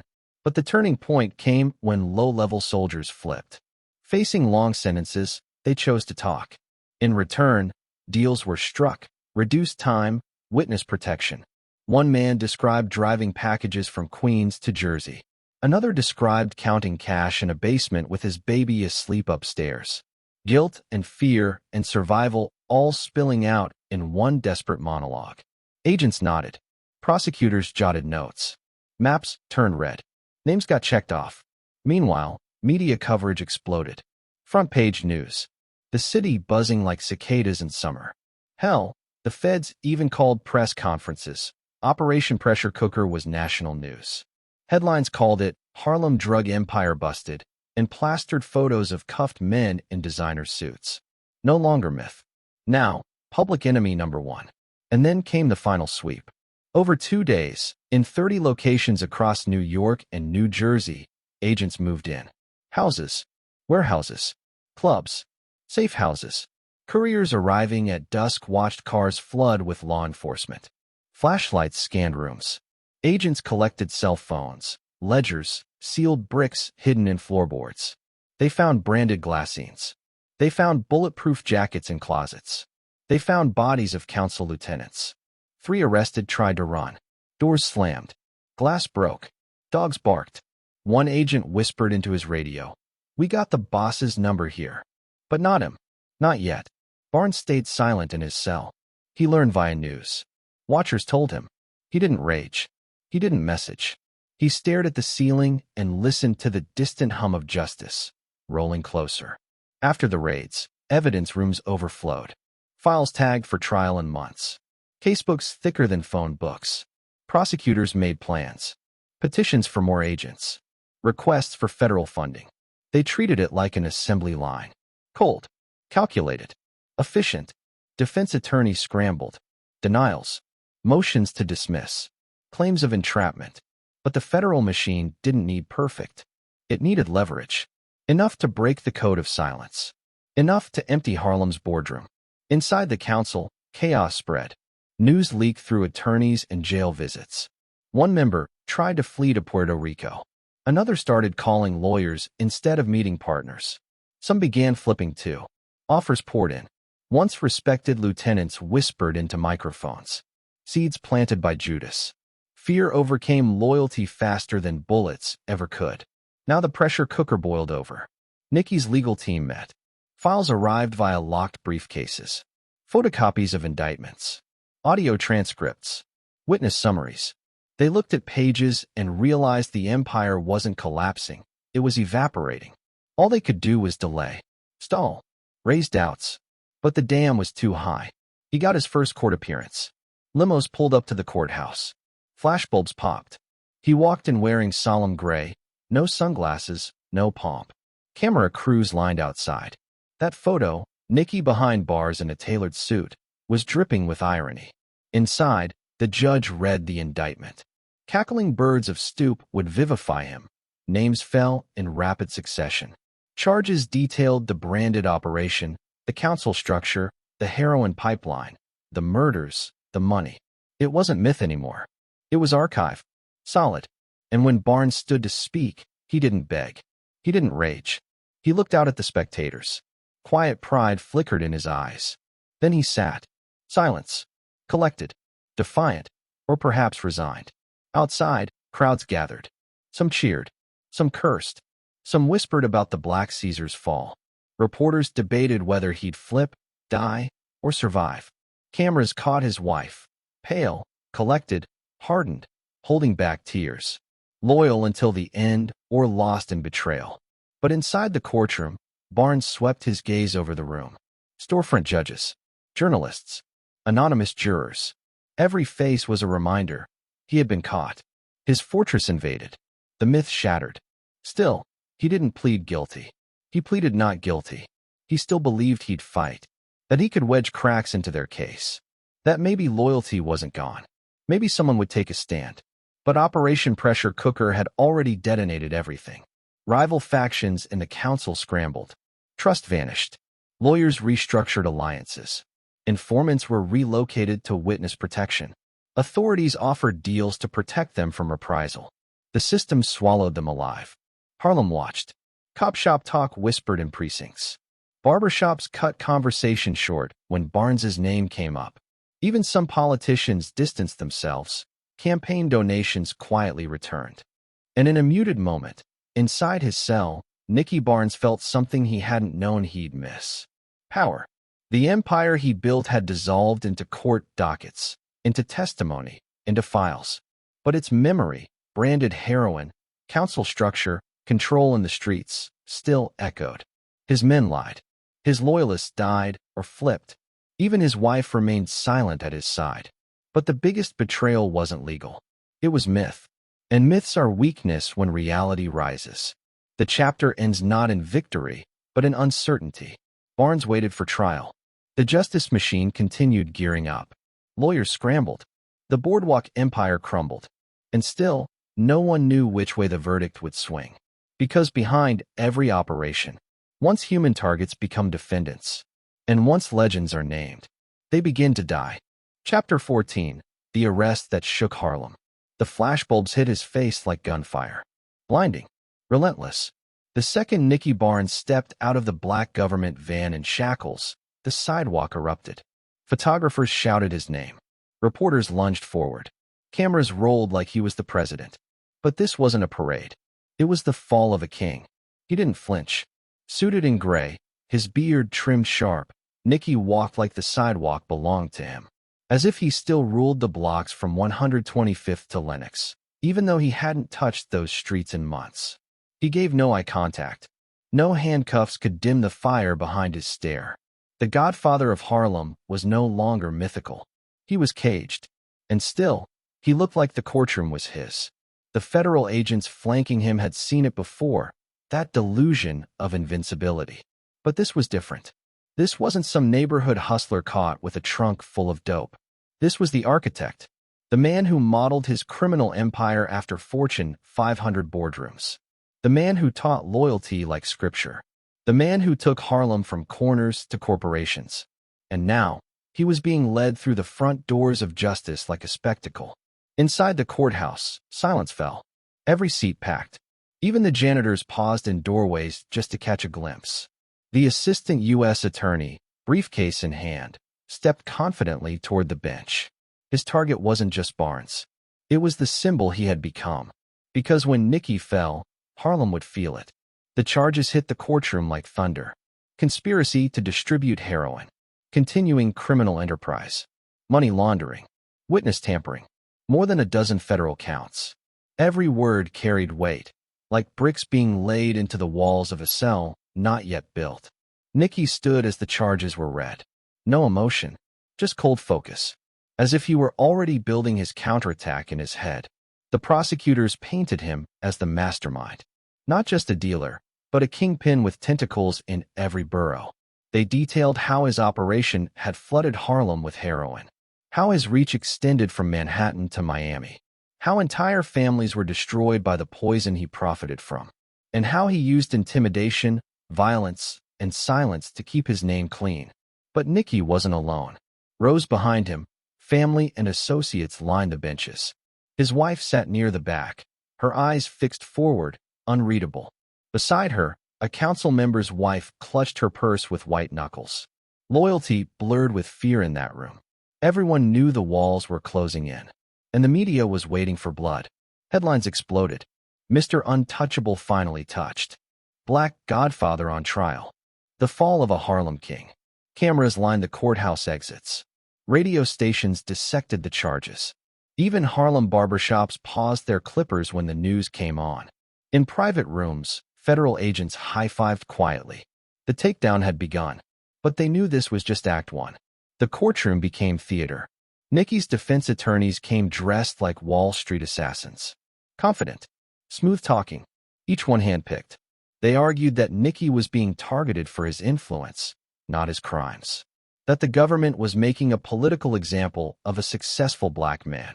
That the witnesses were liars, the evidence circumstantial. But the prosecutors weren't bluffing. They rolled out audio recordings, surveillance footage, bank transfers. They introduced flipped council members, each one stepping into the witness box like ghosts. Eyes down, hands trembling, voices low, telling the jury what no one had ever dared say in public. He ran Harlem like a CEO. He dealt heroin like it was stock. He punished disloyalty with death. The courtroom heard stories of how council members were recruited, how lieutenants delivered packages in diaper bags, how code words were used in phone calls, how the heroin was branded, packaged, delivered. It was an empire, and it had a face. Barnes. But Nicky watched calmly. He scribbled notes, whispered to his lawyers, never panicked, because he didn't see this as a trial. He saw it as a negotiation, a chess match, and every piece moved had a cost. Still, the atmosphere changed when his wife was mentioned. One council member, already under protection, described a growing relationship between her and a fellow member. A quiet betrayal. A man not just stealing territory, but the boss's home. The courtroom shifted. Gasps. Murmurs. Nicky didn't react, but his jaw clenched. Power wasn't just fading. It was mocking him. The final blow came when one of his closest men took the stand. A quiet man, not flashy, always loyal. Until now. He recited meeting locations, distribution schedules, how Barnes approved every shipment. His voice never broke. But Nicky knew what he was watching, the death of silence. Once, they called it omerta. Now, it was cooperation. The jury watched it all. Some looked disturbed, others fascinated. But they all saw the same thing. A man who built a kingdom, and a government tearing it down brick by brick. The defense tried to stall. Objections. Motions. But the case moved. Relentless. With each passing hour, the myth of Mr. Untouchable bled away. The tailored suits couldn't protect him from testimony. The sunglasses stayed in the case. There was no light left to shield. In Harlem, whispers filled the streets. Some still rooted for him. Others called him poison. But everyone watched. Because whether you loved or hated him, Nicky Barnes had become part of the city's fabric. And now, that thread was unraveling. The prosecution rested. The defense followed. And then, deliberation. The jury vanished into chambers. Tension like a coiled spring. Outside, crowds waited. Inside, Barnes waited. And for the first time in years, he couldn't control the outcome. His future no longer rested in heroin or council votes. It rested in 12 strangers. Hours passed, then days. When the door opened and the jury returned, the room held its breath. The foreman stood, and before a single word was spoken, everything changed. Chapter 15, Behind Bars, the Untouchable Caged. The sound of the steel door echoed like a death knell. It clanged shut behind him, sealing away more than just a man. It sealed away a myth. The echoes bounced off the concrete walls of Marion Penitentiary like a cruel reminder. You're not untouchable in here. No entourage, no tailored suits, no Bentleys waiting outside. Inside this fortress of silence and steel, Nicky Barnes was just another number. A shadow of the Harlem emperor he once was. But even as the fluorescent lights buzzed overhead and the walls pressed in like a tomb, his mind refused to bow. They could cage the man, but they hadn't yet broken the mind that built an empire. From the moment he was processed, Barnes knew he wasn't going to just do time. He was going to run it. Marion was supposed to be the end of the road for the worst of the worst. But to Nicky, it was just another battlefield. Another boardroom. He studied the guards, learned their routes. He took stock of the inmates, murderers, mobsters, revolutionaries. He watched, listened, adapted, and slowly, behind those walls, he rebuilt his influence one whisper at a time. The first kites, tiny folded notes passed from cell to cell, carried coded instructions. A message here, a request there. His outside crew was still intact. The council hadn't fully fractured. His voice still echoed beyond the walls. Orders were executed. Money flowed. Dope moved. Even in a cage, Barnes was conducting the orchestra. But cracks, invisible at first, began to form. There were delays. Deposits missing. Trusted soldiers didn't respond. Some who had once bowed their heads in loyalty were now acting different. Then came the calls from lawyers that ended quicker than they used to. The familiar sense of respect, fear, even, that had followed Barnes like a second skin, began to fade. And then came the letter. It arrived in a plain envelope. Handwritten. No return address. When he opened it, he didn't expect his whole world to shift. Inside was a photo. His wife. Smiling. Her arm wrapped around another man. One of his own. A council member he had groomed, fed, protected. The man was sitting in Barnes's old chair, his old seat of power in Harlem. The symbolism wasn't subtle. It was a dagger. The betrayal didn't just sting. It poisoned him. For a man who had built an empire on loyalty and discipline, this wasn't just personal, it was strategic. The empire wasn't decaying from federal pressure. It was crumbling from within. He lay awake that night in his cell, staring at the ceiling. The buzzing light above him flickered. The hum was relentless, just like the thoughts in his head. He thought about how he had kept them all fed, clothed, protected. He'd been the mind and muscle behind it all. While others wore gold and showed off, he kept the machine running smooth. They called him Mr. Untouchable not because he was loud, but because he was lethal in silence. And now, Silence was all he had. He sent out messages, sharp ones, demanding answers, but none came back. Then one day, during the limited rec time, a fellow inmate passed along another photo, folded tightly in a balled fist. This one showed the same council member, laughing on the street with two others, men who had once taken orders from Barnes. They were building something new. Without him, the message was clear: Nicky Barnes no longer mattered. It wasn't the system that betrayed him first. It was his brothers. Still, he tried to play the long game. He instructed his lawyer to set up legal proxies. He passed subtle cues in his calls. He pulled every thread he could, hoping to reassert control, but the threads unraveled in his hands. When a routine sweep by prison staff uncovered one of his coded letters, Barnes was thrown into tighter lockdown. Mail restrictions, calls cut, visitation revoked, isolation. Marion's walls were designed to break men, not with fists, but with time, with silence, with the knowledge that the world moved on without you. And the world was moving on. One morning, he read a small newspaper clipping slipped in with his food tray. A raid in Harlem had taken down a heroin stash house connected to his crew, but there were no indictments, no names. The silence said it all. Someone was cooperating. Barnes had built a system where fear kept mouths shut. Now, mouths were open. And then came the whispers. An inmate told him that the man in the photo, the one with his wife, had recently been seen talking with federal agents, that he had secured a reduced sentence, that others were following. Barnes's entire body tensed. Rage and disbelief warred inside him. But deep down he knew. The code was broken. Everything he stood for, everything he taught, was dissolving. He sat in his bunk, staring at his reflection in the dull shine of the cell's metal toilet. His beard had grayed.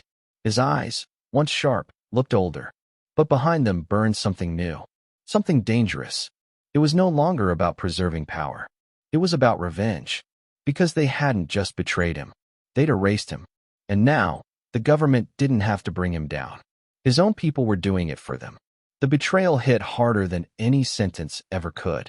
He thought of how many years he'd spent shielding these men, ensuring their families were protected, their pockets full. And now, they were rewriting the story, casting him out like he was a problem to be solved. That night, he pulled out the photo again, the one that started it all. He stared at it under the dim flicker of his cell's light. Then, slowly, he tore it in half. It wasn't anger. It was clarity. If they had broken the code, so could he. Because even a king in exile still remembers how to rule. And the man they had abandoned still knew where every skeleton was buried. He had never planned to speak. Never intended to be that man. But now, speaking wasn't betrayal. It was justice. The next morning, he requested to speak with federal authorities. Not his lawyers. Not the warden. The feds. There would be conditions. Demands. He wasn't going to sing for free. But he was ready. Ready to tear down the very empire he had built. Ready to shatter the myth of the council from the inside out. Because when the code is already broken, all that's left is the truth. And Nicky Barnes, Mr. Untouchable, was about to become the most dangerous truth-teller Harlem had ever seen. Chapter 16, The Ultimate Betrayal. It started with a photograph. A grainy image slid under the steel door of Nicky Barnes's cell at Marion Penitentiary. No note, no explanation, just a snapshot. His breath caught before his brain could fully register what his eyes were seeing. In the center of the frame was his wife. Her smile wasn't staged. It was real, warm, trusting. And the man standing beside her, his hand pressed casually but possessively against her back, was a face Barnes knew all too well. One of his own, a member of the council, one of his brothers. He stared at the photo for a long time. Not with rage, not at first, but with an eerie stillness. The kind that settles over a man right before the sky cracks open. He ran his finger along the edge of the image. His mind wasn't asking why. It was calculating, processing. Who knew? Who allowed it? Who turned the key while he was locked in a cage? The prison walls didn't close in. They fell silent. Marion was always tight, buried under layers of steel and stone, but now it felt tomb-like. There was no place to scream, no room to run, and nowhere to aim the volcanic heat now bubbling in his gut. That night, he didn't sleep. He sat upright on the edge of the bunk, still in uniform, staring at the torn seam in the mattress, the buzz of the fluorescent light overhead humming like a bad memory. Betrayal wasn't foreign to Nicky. He'd lived long enough in the underworld to know that loyalty was currency, not principle. But this pierced deeper than a rival's bullet. This wasn't business. This was personal. This was family. It wasn't just the affair. It was the collapse of something sacred. The council had rules, codes. No touching each other's women. No double dealing. They were more than a crew. They were supposed to be a reflection of structure in a chaotic world. And yet, here was proof that the foundation had rotted in his absence. A week later came the next blow. A note arrived folded in a Bible page, smuggled in through one of the only prison guards Nicky still trusted. A former runner had scribbled it hastily, nervously, detailing how council members had quietly been siphoning off money, moving heroin shipments without cutting him in, even selling territory to rival crews. They'd been dismantling his empire piece by piece while he rotted in a cage, using his name to open doors but refusing to answer when he knocked. There was no confrontation. Not yet. Nicky knew better. Revenge wasn't something you rushed. It had to be slow, surgical. He folded the note, lit the corner with a match, and flushed it down the stainless steel toilet. Letting it burn in front of his eyes wouldn't have satisfied him. He needed the pain to sit, to cook, to mature into something he could use. His wife stopped visiting. Calls were dodged. Letters came less frequently, the handwriting more distant. She used to sign them with forever. Now she just wrote her name. A month later, the letters stopped completely. But Nicky had eyes everywhere. From deep within Marion, he still ran pieces of his world. Not all of it. No one could hold power like that for long behind bars, but enough to hear whispers. Enough to know when footsteps were coming up behind him. And what he heard now made his blood run cold. One of the council's senior members, one he'd known since the early Harlem days, was the one sleeping with his wife. The one who had always acted like Nicky's right hand. He'd called him brother. Family. That betrayal hit harder than any indictment ever could. And it wasn't just lust or greed. It was strategic. A message. The council was moving on. With or without him. Barnes wasn't about to beg for loyalty. But he also wasn't about to go quietly. He made the decision in silence. No fist-pounding. No screaming. Just the slow, irreversible closing of a mental door. If they wanted to cut him out, he would carve them open. For the first time in his criminal life, Barnes began to consider the unthinkable. Cooperation. Snitching. A word he had spat with venom for years. A concept he believed was beneath him. But now it wasn't about the law. It wasn't about reducing time or seeing sunlight again. It was about vengeance. If they had broken the code, why should he uphold it? He waited. He watched. He gathered. Each guard rotation. Each piece of news. Every whisper. Until finally, he made the call. Not to a lawyer. To the U.S. Attorney's Office. He told them he had information, valuable information. Not just about the council, but about how the entire Harlem heroin economy functioned. Logistics. Shell companies. The pipelines that stretched from Southeast Asia to Manhattan. He knew where the money went, how it got cleaned, who counted it, who protected it, and who pretended they didn't see it. He didn't come empty-handed. He brought structure, timelines, names, lots of them. And what made it even more devastating was that every name had once sat beside him in a room, calling him boss. Now, they were checkboxes in an evidence file. The agents who listened to his story were stunned. It wasn't just that he was talking, it was how much he knew. The council had operated with near-corporate precision. And now its CEO was flipping the ledger on its head. The first indictments started rolling in within months. The council tried to act like it didn't matter, like they were still in charge. But the fear was visible. Meetings grew tense. Movement slowed. Some members went underground. Others tried to threaten messengers, but the reach of federal law was growing teeth. Harlem started to shift, again. Inside Marion, Nicky was protected. He'd cut a deal that ensured his safety as long as he kept feeding information. And he did. Steady, relentless, cold. The same way he used to push heroin onto the streets, measured and lethal. Some called him a traitor. Others whispered that he was justified. After all, Hadn't the council betrayed him first? Hadn't they looted his empire while pretending to mourn his fall? Barnes didn't care what they said. He had turned his pain into a weapon. The betrayal had given him clarity. It reminded him of who he really was. He was never just a street hustler, never just a drug kingpin. He was a man who built something from nothing, then watched it get stolen from him by the very people he had raised. Now he was burning it all down. One name, one deal, one charge at a time. And yet, deep down, a small piece of him grieved. Not for the money, not even for the power, but for the ideal. The dream that the council could have been more than just another gang with suits. That unity and order could have held when everything else around them broke. That he could have left something behind that wasn't built on blood and betrayal. But Harlem had taught him the truth early on. Nothing pure survives in the game. Everything gets dirty. Eventually, even you. Still, he didn't stop. Because now, it wasn't just about them. It was about the legacy. If they would write his story, he'd make sure it was one they could never forget. He'd make sure the world knew that the man they called Mr. Untouchable had been touched, deeply. Not by bullets, not by bars, but by betrayal. And that, in the end, made him more dangerous than ever. Because when a man has nothing left to lose, his silence becomes deadly. And Nicky Barnes was done being silent. Chapter 17, A Godfather Flips. It was the gasp heard around the underworld.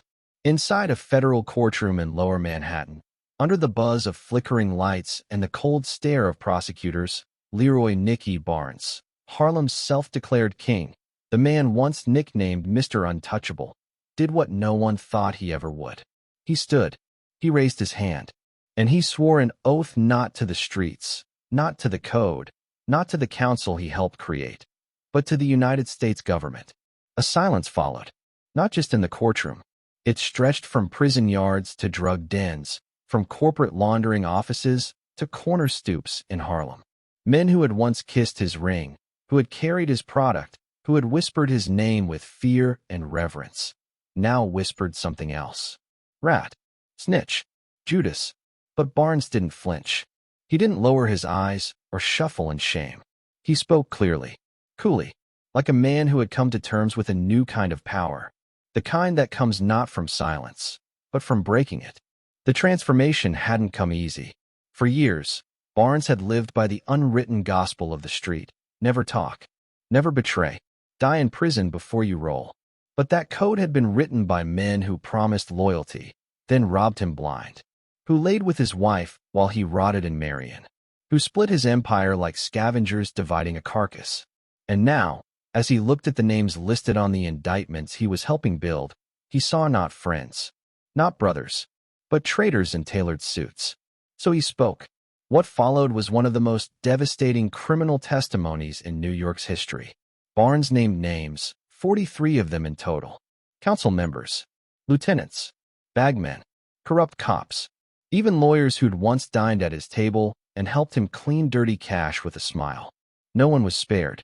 Because to Nicky, they had already made the first cut. His cooperation sent shockwaves through Harlem. People locked their doors. Phones stopped ringing. Associates disappeared or suddenly caught flights to Florida, Jamaica, anywhere not called Manhattan. Every hustler, big or small, looked over their shoulder, wondering if they were next. The council? It fractured overnight. 2 members were arrested within weeks.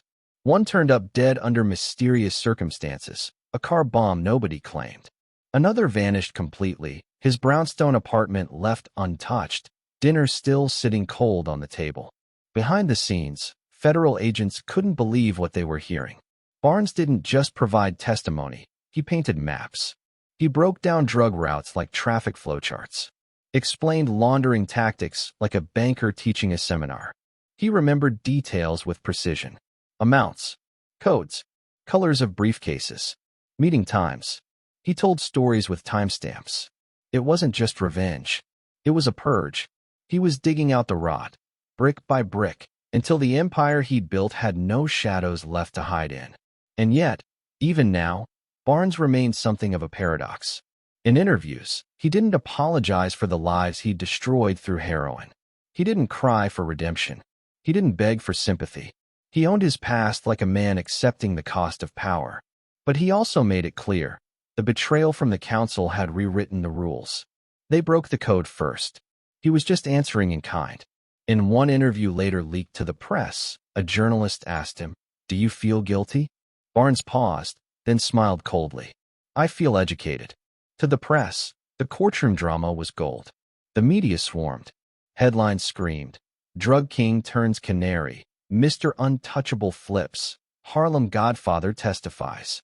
TV stations played archive footage of Barnes in fur coats and Bentleys, now contrasting it with shots of him in prison khakis, speaking softly to lawyers.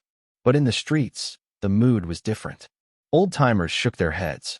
Young dealers burned his photos. The myth of Nicky Barnes, the unbreakable kingpin, had shattered, and what lay underneath was a man many now feared more than ever. Because dead men don't talk. But this one did. And the more he talked, the more the dominoes fell. He testified in 6 trials over 2 years. Each time, his words buried people. Not just small-time dealers. Powerful men. Men who had never seen the inside of a cell until Nikki gave the blueprint. A former council lieutenant got life. A judge was forced into early retirement after Barnes named him as a silent protector. A major heroin trafficker from Italy was picked up at JFK after Barnes gave agents the tail number of his private plane. But there were prices to pay. Nicky's family was relocated under witness protection. His ex-wife disappeared into a different name, a different life, protected by the very government she once cursed. His children would never again use their last name in public. Every time they walked into a room, they carried the weight of what he'd done. Not the drug empire, but the betrayal. Inside prison, threats came from all directions. Word spread fast. Contracts were offered. Envelopes passed in cell blocks, promising death for anyone who could get close. But Barnes remained untouchable in a different way now. Watched, moved, isolated. The feds weren't protecting him out of love. They were protecting their investment. Because Barnes wasn't done, he wrote letters, gave interviews, tried to reframe the narrative. He claimed his cooperation was not a sellout, but a stand. A warning to those who thought betrayal had no consequences. He told reporters that snitching wasn't weakness, it was strategy. But not everyone bought it. One former council member, during his own trial, snarled from the witness box, "He ain't no martyr. He's just a man who got caged and cried foul when the wolves came to feed." Still, prosecutors hailed Barnes as a turning point. His testimony cracked open a drug network they'd chased for years. He showed them how a street hustle had turned into a multi-million-dollar machine. And more importantly, how to dismantle it. Yet for all the headlines, all the court victories, there was a deeper tragedy running underneath it all. Nicky Barnes wasn't just flipping on friends. He was tearing down a part of himself. Every name he gave, every secret he spilled, chipped away at the myth he had built with blood, sweat, and style. The suits, the cars, the fame, gone. What remained was a man in a cell. No longer feared, no longer admired, just studied. They moved him again, this time to an undisclosed location. The kind of place where the light feels different and the walls don't echo names. His cell was quieter, his days slower. He read books, wrote reflections, talked to guards who didn't know, or didn't care, who he used to be. In one of his last known interviews from prison, a journalist asked him what he missed most. He looked down for a moment, then said softly, "Not the money, not the power, the control." Because in the streets, control was everything. The illusion that you could hold chaos in your palm and make it dance. But now, that control was gone. Given up not to rivals, but to the same system he had once declared war on. And that irony wasn't lost on him. Barnes had always believed he was different, smarter, more refined, a businessman among gangsters. But in the end, betrayal made them all the same. The chapter closed not with a bang, but with a whisper. Barnes stopped talking. The indictment slowed. The trials ended, and the world moved on. But the scar he left behind never healed. Because when a man like Nicky Barnes flips, it doesn't just shake a courtroom. It rewrites the rules of the game. And somewhere, deep in a cell under a false name, he still watches the streets, still remembering the empire he built, and the silence he chose to break. Chapter 18, testifying against the council. The courtroom was dead quiet, until his voice echoed off the walls. Nicky Barnes, once Harlem's untouchable kingpin, now wore a beige federal prison jumpsuit, hands folded calmly, expression unreadable. But what came out of his mouth would blow the roof off the criminal underworld. In front of jurors, prosecutors, and stunned defense attorneys, Barnes began naming names. Names once protected by whispered codes. Names that carried weight in backroom deals and blood-soaked alliances. The council, Harlem's secret boardroom of heroin lords, was being stripped bare under oath. It wasn't just testimony, it was demolition. Each sentence out of Barnes's mouth was a battering ram. He described operations in detail. How drugs flowed from Southeast Asia through international couriers. How heroin was cut, packaged, and distributed through a network of trusted lieutenants. He explained how council members funneled profits into shell businesses, laundromats, clubs, even churches. And he didn't flinch as he pointed across the courtroom, identifying men he had once called brothers. They sat with me at the table, he told the jury. And then they fed off me like wolves. That line made headlines the next morning. But in that moment, under the sterile lights and the scrawled notes of court sketch artists, it was more than a quote. It was a confession wrapped in vengeance. Barnes's testimony wasn't chaotic or emotional. It was methodical, clinical, like a surgeon dissecting his own body. He detailed each council member's role, who handled security, who oversaw street-level pushers, who controlled the money pipeline. For every name, he had a date. For every face, a crime. The jury listened, rapt. Even seasoned agents and hardened prosecutors admitted afterward they had never seen anything like it. The defense scrambled. Lawyers tried to discredit him, painting Barnes as a bitter convict desperate for a lighter sentence. They called him a narcissist, a manipulator, a man who would say anything to stay alive. But the paper trail told another story. Bank records, surveillance tapes, tapped phone calls. Barnes's words aligned perfectly with years of evidence, all suddenly connecting like a jigsaw puzzle under his guidance. And as he unraveled it all, the men he once empowered sat helpless. Some tried to avoid eye contact. Others stared daggers through the air. But the fear was real, because they knew this wasn't just about drug charges. This was treason. In their world, betrayal wasn't punished by lawyers. It was answered with blood. But Nicky Barnes had already made peace with that. In his mind, they had betrayed him first. One had slept with his wife. Another had stolen money from his operation. Others, he claimed, were plotting to take control of the entire enterprise while he rotted in Marion. "You break the code," Barnes had said in his interview with the DEA, "I'll break your empire." And he did. Within weeks of his initial testimony, indictments began to drop like dominoes. Council members were arrested one by one, their homes raided, their assets frozen. Federal agents found stashes of heroin, stacks of untraceable cash, and even detailed ledgers, many of which matched the notes Barnes had already provided. Prosecutors said it was like having the playbook and the star quarterback. The courtroom became a stage. Each day Barnes testified, it drew larger crowds. Reporters, law students, curious citizens, they all packed the gallery to watch Harlem's myth unravel. He wasn't just a witness, he was a spectacle. A man who once ruled from limos and high-rises, now humbling his entire organization with a calm, unwavering voice. But it wasn't all applause. Outside the courthouse, tensions were rising. Threats against Barnes's family increased.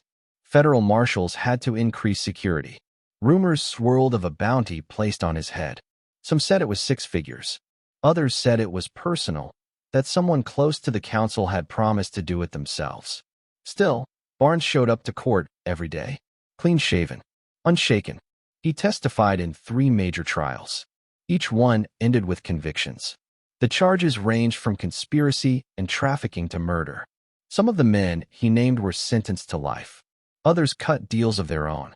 One reportedly wept when the verdict was read, his hands trembling, as if he still couldn't believe Nicky had done this.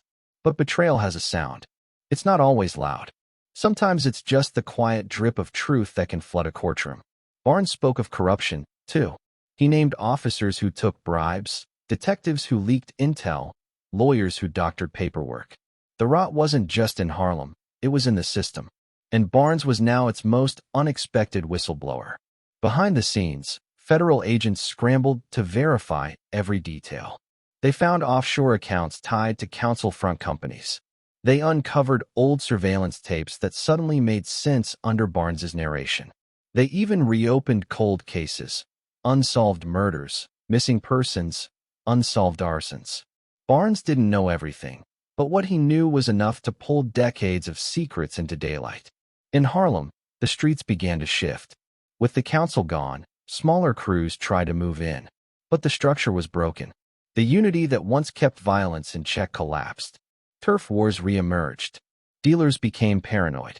The empire Barnes had once created, built with rules and ranks, was now a free-for-all. The king was gone, and the throne was cursed. Meanwhile, Barnes remained under federal custody, moved constantly between secure locations. His life was no longer his own. No more Bentleys. No more brownstones. No more Harlem. He had traded all of it for a microphone in a courtroom. The press turned his saga into legend. Some called him the most dangerous informer since Joe Valachi. Others dubbed him the Godfather who sang. Magazine covers featured side-by-side photos. Barnes in mink coats beside Barnes in handcuffs. The transformation was so stark, so surreal, it hardly seemed real. And yet it was. Every word of testimony echoed through the justice system. Young dealers were scared straight. Politicians cited the takedown of the council as a major victory in the war on drugs. Documentaries were planned. A Hollywood script was rumored. But in the eyes of Harlem's old guard, it wasn't a victory. It was a death. The death of trust. The death of code. The death of the idea that black men could form their own criminal institution and protect it through loyalty. One former lieutenant, never charged, but always watching, told a reporter, "It wasn't just that Nicky flipped. It's that he knew everything. And once he turned, the game ended." Inside prison, Barnes received updates through his lawyers. Who had fallen?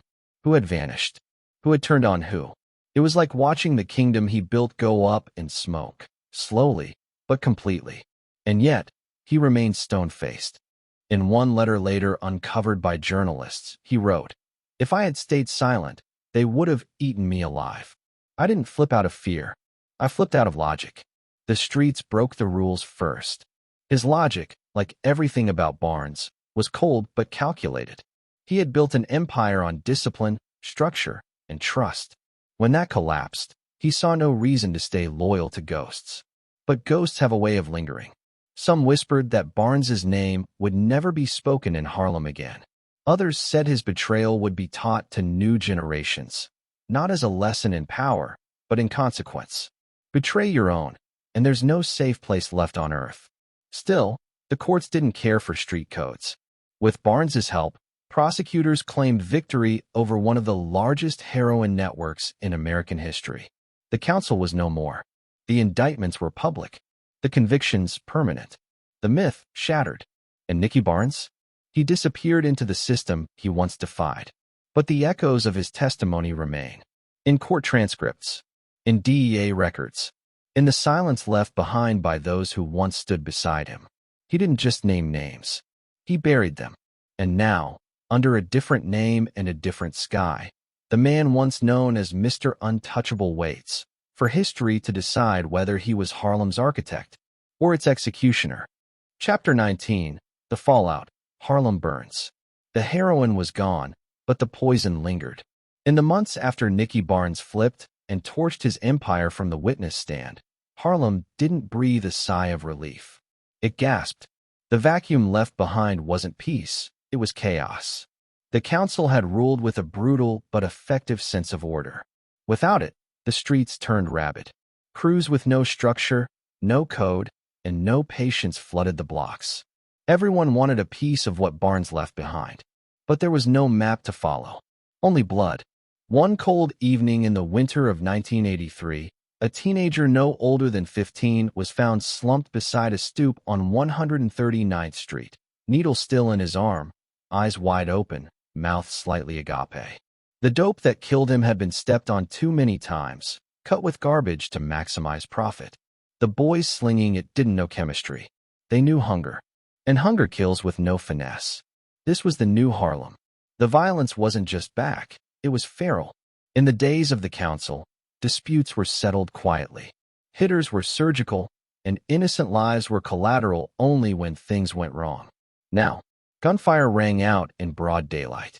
Corner boys who should have been in school walked with pistols tucked beneath starter jackets.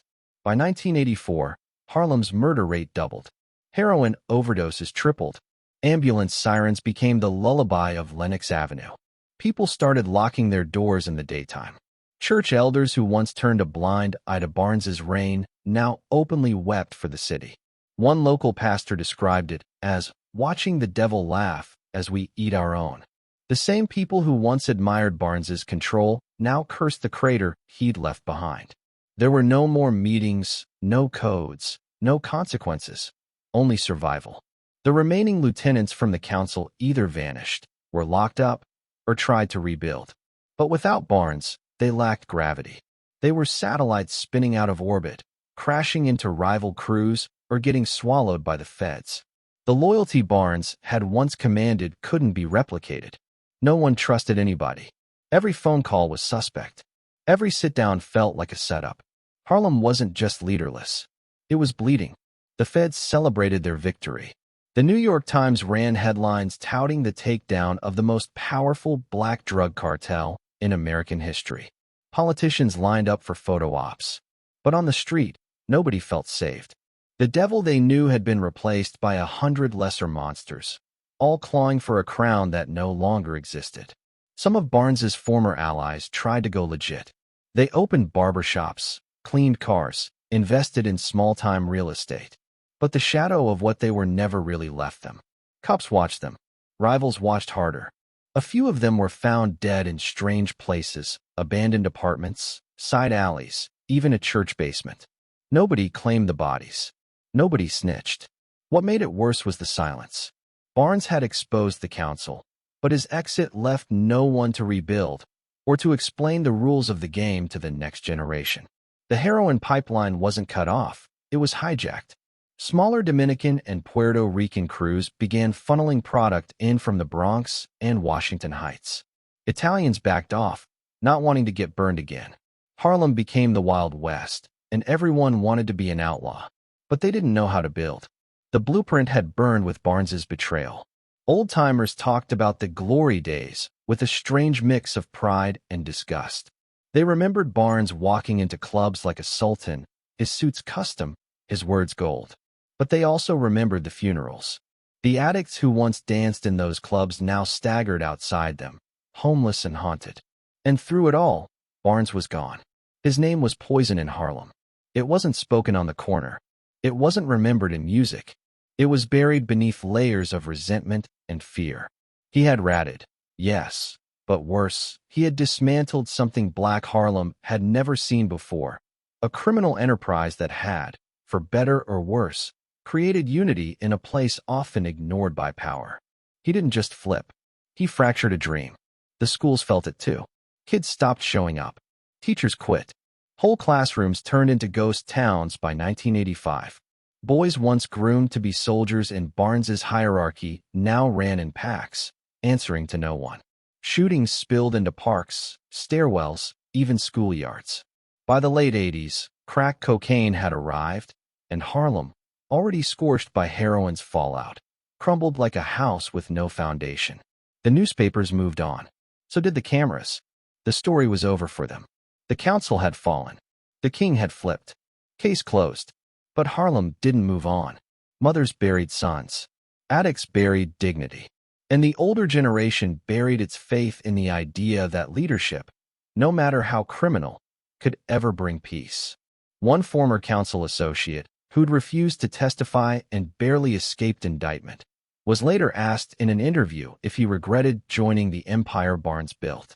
He lit a cigarette, looked off into the distance, and said, "Regret's too small a word. That man gave us purpose." And then he took it away with a microphone. Even the streets themselves changed. Storefronts shuttered. Once vibrant blocks were reduced to crumbling brick and graffiti-tagged silence. Harlem's soul, so long held hostage by addiction and ambition, became unrecognizable. Those who stayed had to adapt. Those who couldn't didn't survive. And still, no word from Nicky Barnes. Rumors swirled. He was in Arizona, or maybe Minnesota. Some said he'd gotten plastic surgery, changed his name, and lived like a ghost in a government-funded mansion.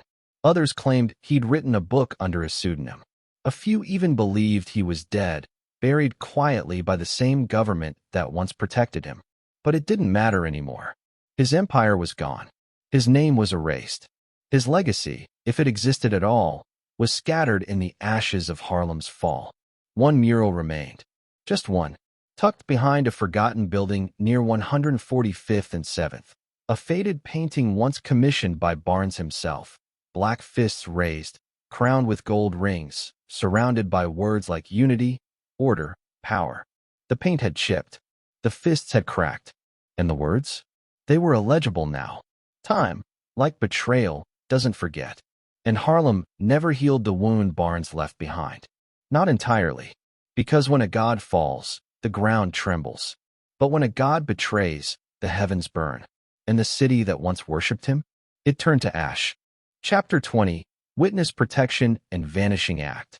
He stood by the window of his safe house, watching snowflakes dissolve against the pane like memories too dangerous to hold. The name on his mailbox wasn't his. The voice he practiced when answering the phone wasn't his either. What remained of Nicky Barnes, the kingpin, the icon, the myth, was now scattered in sealed files and burned bridges. The government had done what no rival could, erased Mr. Untouchable from existence. It began with a signature. Just ink. A few loops of a pen on a federal document. But what it represented was seismic. A man who once ruled Harlem with diamond fists and iron rules had agreed to vanish, to shed everything. His name, his past, his power, for a future built on paranoia and silence. The witness protection program wasn't a reward. It was exile. They moved him quietly. No headlines. No cuffs. No fanfare. Just one nondescript vehicle and a box of belongings that barely echoed the life he'd left behind. Not the mink coats. Not the Bentleys. Just paperwork and worn photographs that told no one the full story. The address they gave him could have been anywhere. Suburban Minnesota, sleepy Utah, even rural Idaho. It didn't matter. It was blank space. And that's what they wanted him to become. Invisible. The agents didn't speak much during the transition. They knew better. Their job wasn't to understand Barnes. It was to contain him. He was a high-value asset, a breathing time capsule of secrets and bodies. But he was also volatile, unpredictable. A man used to commanding hundreds now had to wait in DMV lines like everyone else. The government didn't care about his ego. They cared about containment. The silence of witness protection is suffocating. There's no applause, no recognition. Every introduction is a lie. Every friendship is fragile. And every day, you look over your shoulder, not out of fear, but out of habit. Barnes was no different. He'd lived too long with enemies to believe he didn't still have some. The FBI gave him a new name, a new social security number, a fabricated work history. He even got a job, something dull and distant from the streets he used to own. Some say he worked in maintenance. Others claim he managed a warehouse. The truth? Buried under layers of redacted files and sealed court records. What's known is that he kept his head down, kept his mouth shut, and waited. But waiting, for a man like Barnes, was agony. He wasn't built for silence.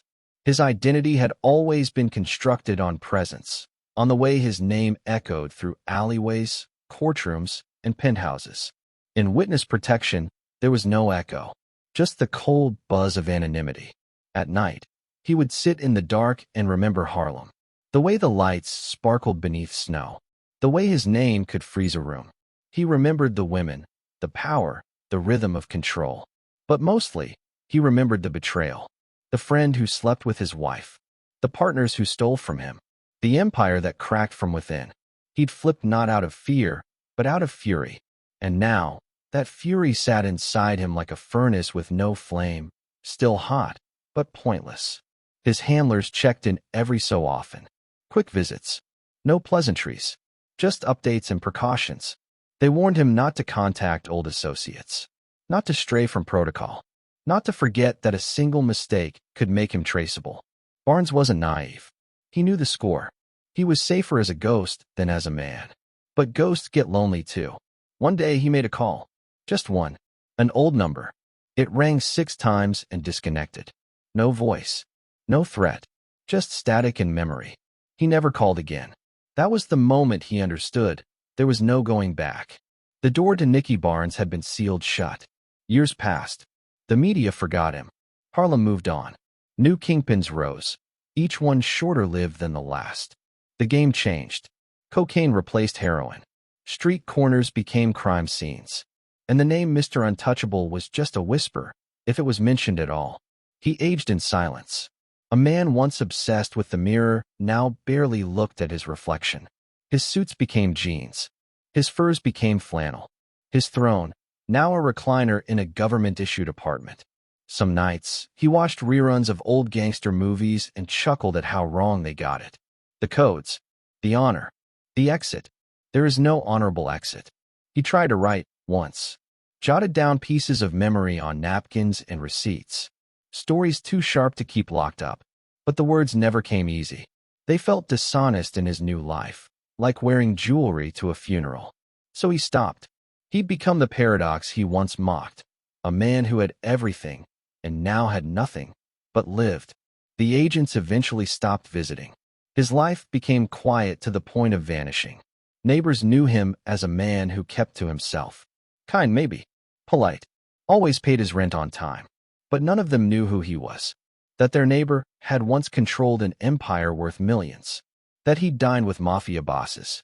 That he'd seen men killed for less than a missed phone call. The government had done its job. They didn't just erase Mr. Untouchable. They buried him. In the final years, Barnes wrestled with his legacy. Not publicly. He was too smart for that. But within, he knew history would judge him as a villain. But villains don't get to write their side.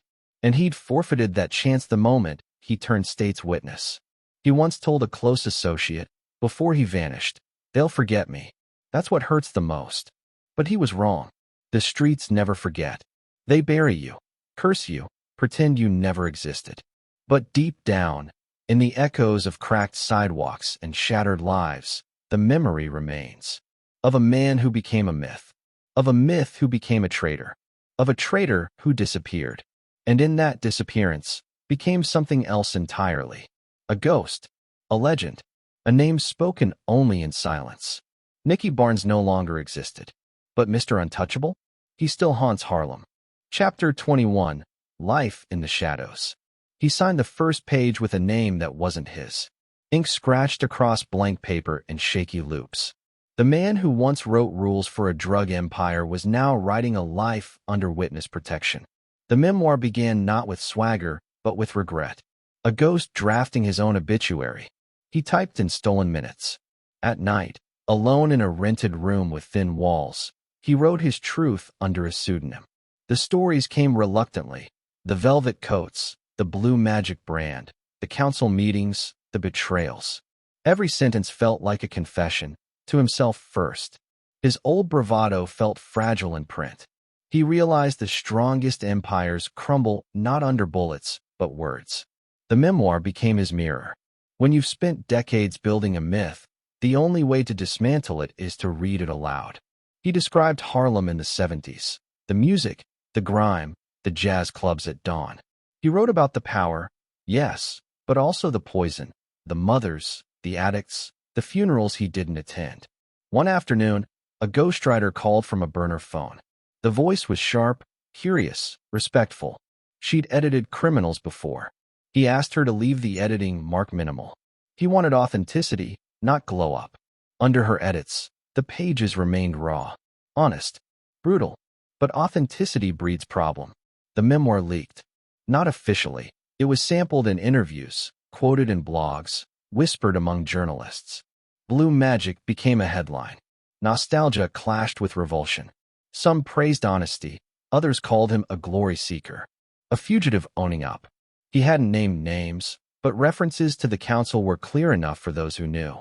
He watched from afar, reactions growing distorted. Websites called him revolutionary. Podcasts labeled him the king who became his own undoing. Street graffiti even resurrected him.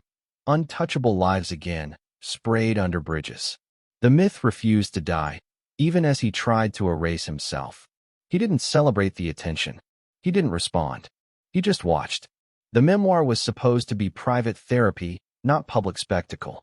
Confronting his cost, the lives ruined, the children lost, the trust broken, was easier on paper than in headlines. But as the world projected him back into limelight, the dissonance drained him. He understood then, legacy isn't literature, it's rumor. Sometimes he spotted his real past in small places. A barbershop owner in Harlem would whisper the name Blue Magic, or a rapper would mention Mr. Untouchable in a song, always with bravado. Each echo felt like a fingerprint under his skin, proof he still existed, but existed only as legend. He never intended to monetize the memoir. The advance he refused. Royalties he sent back. He didn't want money. He wanted clarity. Witness protection demanded erasure, but his conscience demanded release. He thought a lot about betrayal. He had broken the code, yes. But what was the cost of loyalty betrayed? He remembered each man he named. Partners who protected him. Soldiers who died in stairwells. The faces flooded back in writing. He grieved for them in sentences. The anger faded. The grief remained. One night, he received mail at his fake address. A single card with no return. On the front, a charcoal sketch of the old Harlem skyline. Inside, one line, remember what you took. No signature, no threat, just memory. He folded the card flat and placed it in the memoir draft, under dedication. It was the moment he realized. Ghosts can send letters too. He never responded. Time passed. The memoir went through revisions. Sent to a publisher under anonymity. But before a deal was struck, he pulled it. Said he wasn't ready to speak yet, to the world or himself. The draft stayed locked in his mind and on hard drives deep in government servers. Press interest waned. New scandals emerged. The story moved on. But historians started to notice. The memoir snippets became footnotes in books about Harlem's drug wars. He became a case study in criminal transformation or betrayal, depending on the biographer. Occasionally, agents checked in, asked about his safety, reminded him of the deal. Keep quiet, stay hidden. But silence, once allegiance, had become a cage. His voice was needed, not to start a mess, but to explain why the system had protected a criminal only to erase the truth he had offered. He refused, because telling is one thing, being heard is another. Some nights, he'd stare at his hands, once gold-plated, now free of rings, and wonder, did the man himself vanish too? Or just the myth? Without Mr. Untouchable, did Leroy Barnes, the architect, still exist? He wrote that question down in his draft's epilogue. Later, he blacked it out. Because once you speak, the echo becomes your shadow. And in the life of a ghost, shadows follow. He lived in the shadows for years. Changed 2 more identities. Moved across 3 states. Never stayed longer than necessary. His only belongings, a suitcase, a worn photograph of a woman he no longer calls. His only friend, silence. He rarely smiled. When he did, it was private. A private acknowledgement of a life lost and choices made. He thought often of Harlem, how it had burned after he left. How mothers still named their babies after myths, not men. How the phrase Mr. Untouchable became both warning and legend. One day, decades later, he received an email through official channels from a documentary producer. They were creating a film, his story, told anonymously with voice actors, visuals, hidden locations. They asked permission, not to speak, just to nod. He gave consent. The film aired. Reviews praised it. Some called it a masterpiece of true crime storytelling. Others condemned it for glorifying violence. Harlem community leaders criticized focus. But the documentary ended with his silhouette, voice deepened, quoting, "We built order from chaos. But in chaos, I found truth." He watched from a hotel room, in a city too loud to be home. He didn't cheer. He didn't cry. He just turned off the TV, opened his draft file, and added one more sentence. This is not forgiveness. Because legacy, After all, isn't what people remember. It's what you haunt them with. And he intended to linger. Chapter 22, Pop Culture and Infamy. The screen flickered to life. Darkened theater. Heavy silence. Then came the line, delivered with cold precision. I'll put a bullet in his head myself. The audience didn't know it yet, but that wasn't just a line from a movie. It was a piece of a real man's past, twisted, dramatized, sold back to the world under bright lights and Dolby sound. Nicky Barnes, once a ghost in witness protection, was now a cinematic villain and an American legend. He had vanished from Harlem's streets years earlier. No more Bentleys. No more custom furs. No more council meetings in smoke-filled rooms. But something strange happened in his absence. The myth didn't die. It grew. Publishers began knocking. Hollywood came calling.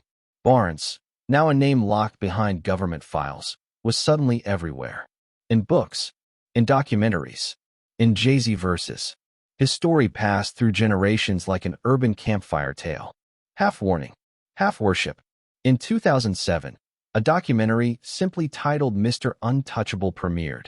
Produced with Barnes's cooperation, it told the story straight from the source. His voice, aged, deliberate, unapologetic, cut through archival footage like a razor through silk. It wasn't just a confession. It was a reckoning. He didn't flinch. He didn't beg forgiveness. He explained the empire like a CEO detailing market dominance. Every frame was drenched in a chilling paradox. Charisma from a man who once pumped heroin into Harlem like oil through a pipeline. Then came American Gangster. Denzel Washington playing Frank Lucas. Cuba Gooding Jr. stepping in to play Barnes. Two black drug kingpins, forever linked, yet bitter rivals in real life, now immortalized side by side in pop culture. The film distorted truths, mixed timelines, blurred moral lines. But audiences didn't care. The myth was too seductive. The idea that a man like Barnes could outwit the Mafia, outshine the cops, and outlive his enemies, it sold tickets. It sold illusions. Nicky watched it all from a distance. Anonymous. Hidden. But not forgotten. He once said in an interview, "They turned me into something I never planned to be, a lesson."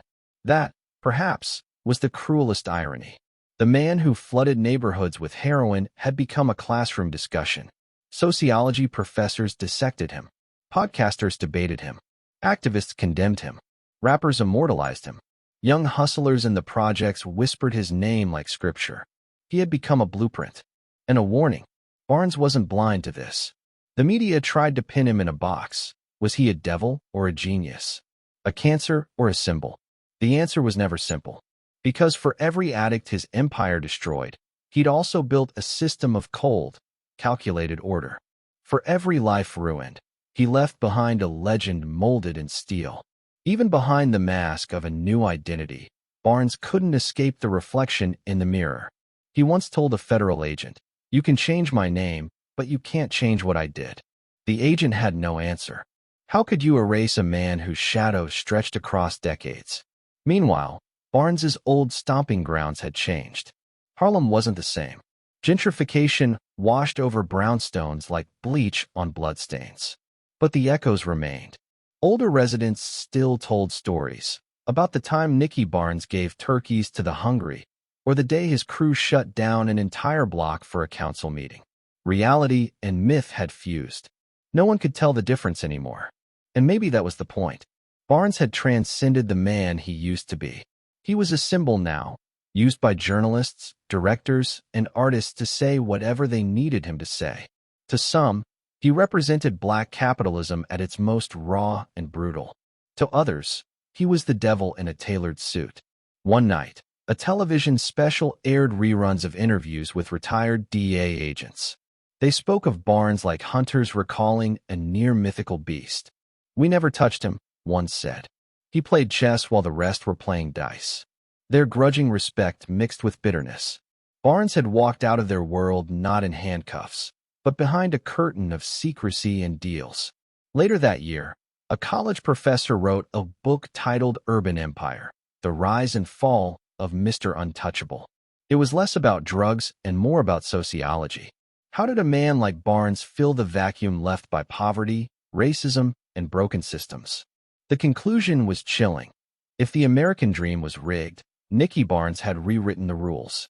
But the fame came with a strange hollowness. Barnes never publicly reveled in it. He never made a comeback, never tried to reclaim the spotlight. His silence was louder than any press tour, and that silence added to the allure. Still, in his final years, whispers emerged. Barnes regretted none of it. Not the trafficking, not the empire, only the betrayal. If the council hadn't betrayed me, I'd still be loyal today. That sentence became infamous. It made headlines, and it reminded the world who he really was, a businessman of the streets, bound not by laws, but by loyalty. As Barnes faded deeper into obscurity, his myth became free real estate. Writers, musicians, filmmakers, everyone wanted a piece. And while his name was shielded behind federal protection, his story wasn't. It belonged to the culture now. In the end, maybe that was his greatest escape. While others died in shootouts or rotted in prison, Nicky Barnes became something else entirely, an idea. You couldn't lock that up. You couldn't bury it. You could only retell it. And with each retelling, the line between man and myth grew thinner. Chapter 23, American Gangster and the War with Frank Lucas. He watched American Gangster with muted anger. The film portrayed him as Frank Lucas's B-lister, a Chicago rival erased by Hollywood. That image cut deeper than prison walls. Nicky Barnes didn't just crush Lucas's legacy, he buried it. And now a blockbuster was rewriting the history to suit its hero. Barnes wasn't angry because of fame lost. He was furious because the truth was dying. He contacted former associates, through lawyers, to issue corrections hidden in academic texts. He demanded interviews in obscure films. He never sought publicity. He sought accuracy. The narrative wasn't entertainment, it was memory. And memory, he believed, deserved truth even if it hurt. Barnes had studied Lucas in prison, the man who imported heroin on planes stuffed with linoleum. Lucas claimed he single-handedly crushed the Mafia pipeline. Barnes claimed bullshit. He insisted Lucas was a middleman at best, that the real pipeline ran through New York, through the council, that Lucas was lucky, not legendary. The feud went viral in print. Journalists visited Barnes's writers. Lucas's defenders pointed to the film. Critics called it revisionism. But Barnes pressed on. He began ghostwriting essays, heavily footnoted, pinned under a pseudonym, condemning the myth of Lucas and highlighting his own infrastructure. He called the myth a Hollywood veneer over grit. He also revealed how Lucas's story conveniently sidelined black structures, a narrative Hollywood preferred. Mr. Untouchable didn't fit the lone wolf hero trope. He didn't dress modest. He didn't play by simplistic rules. He hated the film's reduction of Harlem, of complexity, of betrayal. Lucas himself responded years later in an interview. He's pissed because he didn't get the movie. But celebrities love mythology. Producers favored cinematic arcs over nuance. Barnes understood that politics of myth, so he began feeding the truth into academic accounts, corrections in true crime anthologies, margin notes in biographies. That war waged quietly. No lawsuits, no demands for royalties, just corrections and footnotes that grew louder than any headline. He wasn't defending ego. He was reclaiming a legacy. He accused the filmmakers of commodifying trauma, of rewriting the past for comfort, of erasing black power structures and replacing them with lone geniuses. But the myth was powerful. Movies don't unravel with corrections. They live in popcorn and reviews. Still, Barnes pushed back, in lectures never publicized, in papers never sensationalized. Years later, he published an academic piece titled Harlem's Forgotten Boardroom, validating his empire's methodical structure over Lucas's mythic hustle. Scholars applauded, but Hollywood didn't. Still, the myth tangled with reality. Fans of the film wrote imitation lyrics. I'm flying from the Carolinas. Dealers tattooed Lucas quotes. Barnes was absent, and yet present in the glints of copycats. He wrote about that, too. Fame, he said, breeds descendants. Even if the ancestor is gone, the illusion lives on. One day, he taped a note inside his memoir draft. Make them uncomfortable with truth. The world preferred Lucas. The image of a black man flying heroin into Harlem was a good story. But Barnes's story was messy: collaboration, betrayal, corporate structure, code, and collapse. Not neat, not tidy, not cinematic. He closed chapter 23 with a line: "History favors the best storyteller. I was the worst ghost of them all." Then he added, "But the feud isn't over. Legends need myth hunters." The camera pans from that line to empty space. And somewhere, in an office in Hollywood, someone watched American Gangster again, wondering if they'd ever hear from the man behind the myth. Chapter 24, Final Years of a Fallen Kingpin. He opened his eyes to silence. A single lamp over a cheap wooden table cast a weak glow on the blank notepad. The man who once ruled streets with gold chains now lived in obscurity, signing legal documents as someone else. Witness protection isn't a chance at redemption. It's exile. A new identity, a new number, but still haunted by the old one. His days passed in routine. Grocery runs, unremarkable dinners, mornings spent reading newspapers in anonymity, never daring to look up when Harlem Post ran stories on gentrification or new kings of corner turf. He felt ghosts in every headline, the streets moving without him. The blocks he once managed had changed. Townhouses replaced brownstones. Tourists snapped selfies where bodies once lay. Harlem had reinvented itself, and he watched from the sidelines as memory faded into remake. He got older. His hair grayed. His hands wrinkled. He no longer knew how to tie a silk tie, and his suits were swapped for flannel trucks and jeans.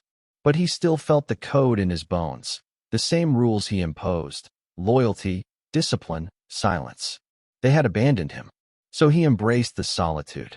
Sometimes he'd glance at a framed photo tucked in a drawer: Harlem skyline. Before the collapse, dusk light golden. That skyline, like his legacy, survived only in images now. He didn't mourn power. He mourned influence. How easily it could vanish. How quickly fear turned to forgetfulness. He visited local gyms under an alias. Saw kids lifting weights, talking about blue magic like it was a brand of nostalgia. He didn't correct them. He let the legend breathe. He'd flipped not to rewrite history, but to expose it. Still, watching it romanticized hurt more than it healed. One afternoon, a knock came. A feds team, mobile, wanted to check on him. He invited them in, offered coffee. They asked routine questions: name, address, safety. Loneliness was the rare response he dared not say. Instead, he said, "I'm fine." But after they left, he stared at the wall clock. Time he felt slipping. He began writing again, shorter now. Reflections, notes, regrets. Each line measured. Each word precise. He titled the folder "A Ghost Confession." He never sent it. Late one Sunday, he ventured out to visit a church that still offered community meals. A volunteer handed him a plate. He smiled, felt something stir. A memory. Power used for good, even illicit, still carried meaning. But he walked out before prayer, afraid of tears. His phone rarely rang. No old songs requested. No hidden messages. Just silence. And then came the notice. His sentence formally commuted. His file archived. The deal closed. He no longer had legal protections, just an unspoken agreement to vanish. He packed another bag. Moved again. Opened a door in a city he didn't know. No nameplate. No echoes. He didn't look back at the streetlight silhouette of his old life. Because legends may burn bright, but they burn out, too. And as he sat in his new apartment, facing another blank wall, he realized that the most powerful fall isn't from the streets to prison. It's from empire to absence. He pressed his pen to paper and let the silence speak. Chapter 25, Death of Mr. Untouchable. He exhaled his last breath in a quiet room, not a prison cell. The date was August 20th, 2012. No headlines screamed. No reporters rushed. Just a hush. A single death certificate signed in secret. Nicky Barnes, the man who once walked Harlem like a god, slipped away like smoke. There were no crowds outside his door that day. Not even a knock. The federal system handled it the way it had handled his entire existence now, quietly. A room booked under his alias. A cold medicine overdose noted carefully. His new identity, not his own, died first. Then, the man behind the legend vanished. The news flickered briefly in federal records. Subject deceased. Identity confirmed. That was it. No fanfare. No funeral. No obituary in the New York Times. Just an internal memo and a closed file. His life's work, the empire, the leadership, the betrayals, the compliance, compiled, archived, and shelved. In Harlem, a few corners remembered him. An old barber whispered about blue magic as if tasting ash. Someone mentioned Mr. Untouchable in rhyme. But mostly, the city moved on. The phone still rang. Deals still circled. But the course had shifted. Violence bled on with newer kings. Barnes wasn't spoken of, but his absence echoed. Those who once worshipped his name now shook their heads. Mothers who had blamed him for sons lost felt no vengeance. Instead, condolences for a legacy that left their streets broken. A few uniformed commanders on the force, now long retired, praised his downfall quietly, yet admitted that his enterprise had enforced a brutal order they couldn't build without his blueprint. In academic circles, the memoir remained unpublished. His writings, fragmented, unsent, might exist in sealed archives. Film scholars still debated his influence. Interviews with ex-DEA agents occasionally mention the king who turned, but the voice behind the legend, never again heard. The final irony, death, for Barnes, came not in gunfire or betrayal, but in emptiness. The house where he lived last, a dusty suburban rental, was cleared days later. A suitcase, a toothbrush, a journal with blank pages for reflections he'd never finish. Agents erased phone records. Drivers were reassigned. The address scrubbed from maps. His life, once public spectacle, reduced to silence. And yet, there remains a question. Not what he took, not what he broke, but what he meant. Because legends burn brighter after they go dark. And Harlem still lights them up, sometimes in graffiti, sometimes in lyrics, sometimes in memory. But the real man remains unspoken. He was erased. But in every crack of Harlem's sidewalks, you can still feel the tremor. Chapter 26, The Untouchable Legacy. The stage is empty now. No flicker of pop culture, no echo of blue magic. But the question still burns. Was Nicky Barnes a genius or a destroyer? His empire rose from organizational brilliance. He treated the street like a business, structured heroin distribution with surgical precision, and molded a criminal boardroom where chaos once reigned. That part is undeniable. He invented a system. Yet the system devoured its creator in a generation. Harlem's streets were left scarred. The violence doubled. Addictions multiplied. Communities collapsed. In that sense, Barnes wasn't a builder. He was the architect of destruction disguised in silk. And so the legacy becomes both tribute and cautionary tale. The duality is what defines him now. In Black Power discourses, he's sometimes invoked as a man who challenged structural oppression by building wealth and control from within. Yet in ethics and criminal justice, he's summoned as a warning. That power obtained through the barrel of a gun and the promise of dope is always temporary. Today, his name lives in fragments. Violins swell in documentaries recalling Harlem's golden age of chaos. Rap lyrics name-drop him as a symbol of real hustling. Scholars mention him in theses about loyalty, betrayal, and the governance of crime. But rarely is there agreement, and that may be his final power. Each time someone cites American Gangster, they adjust the memory. Each time someone reads a blog praising the untouchable Black Godfather, they reshape his silhouette. And when someone quotes a judge saying Barnes's testimony changed federal drug policy, yet another lens widens. He once said the weapon of betrayal was truth. And truth, in the end, may be his destiny. Because he flipped not for redemption, but for reckoning. And whether Harlem forgives or forgets is beside the point. What he offered is now evidence. And evidence can't be erased by myth. Still, legacy doesn't end in papers or podcasts. It echoes in lessons. In the sons whose fathers watched Barnes climb and then fall. In communities that offer job training instead of code. In public debates around criminal justice, about whether someone like Barnes, who built and destroyed, could ever be more than a headline. His legacy is unsteady. It slips between admiration and lament, between leadership and predation. But maybe that's appropriate. Power is never clean. Loyalty is never absolute. Betrayal is always part of the ledger. In the end, his greatest triumph and his deepest failure was proving that structure can be built atop sin, that loyalty can carry weight until it doesn't, that myth can outlive morality. And so we close on the same sharp edge with which we opened, a story of empire built in the shadows, a man who named himself Untouchable, and who was brought down by the one thing he refused to control, the human heart.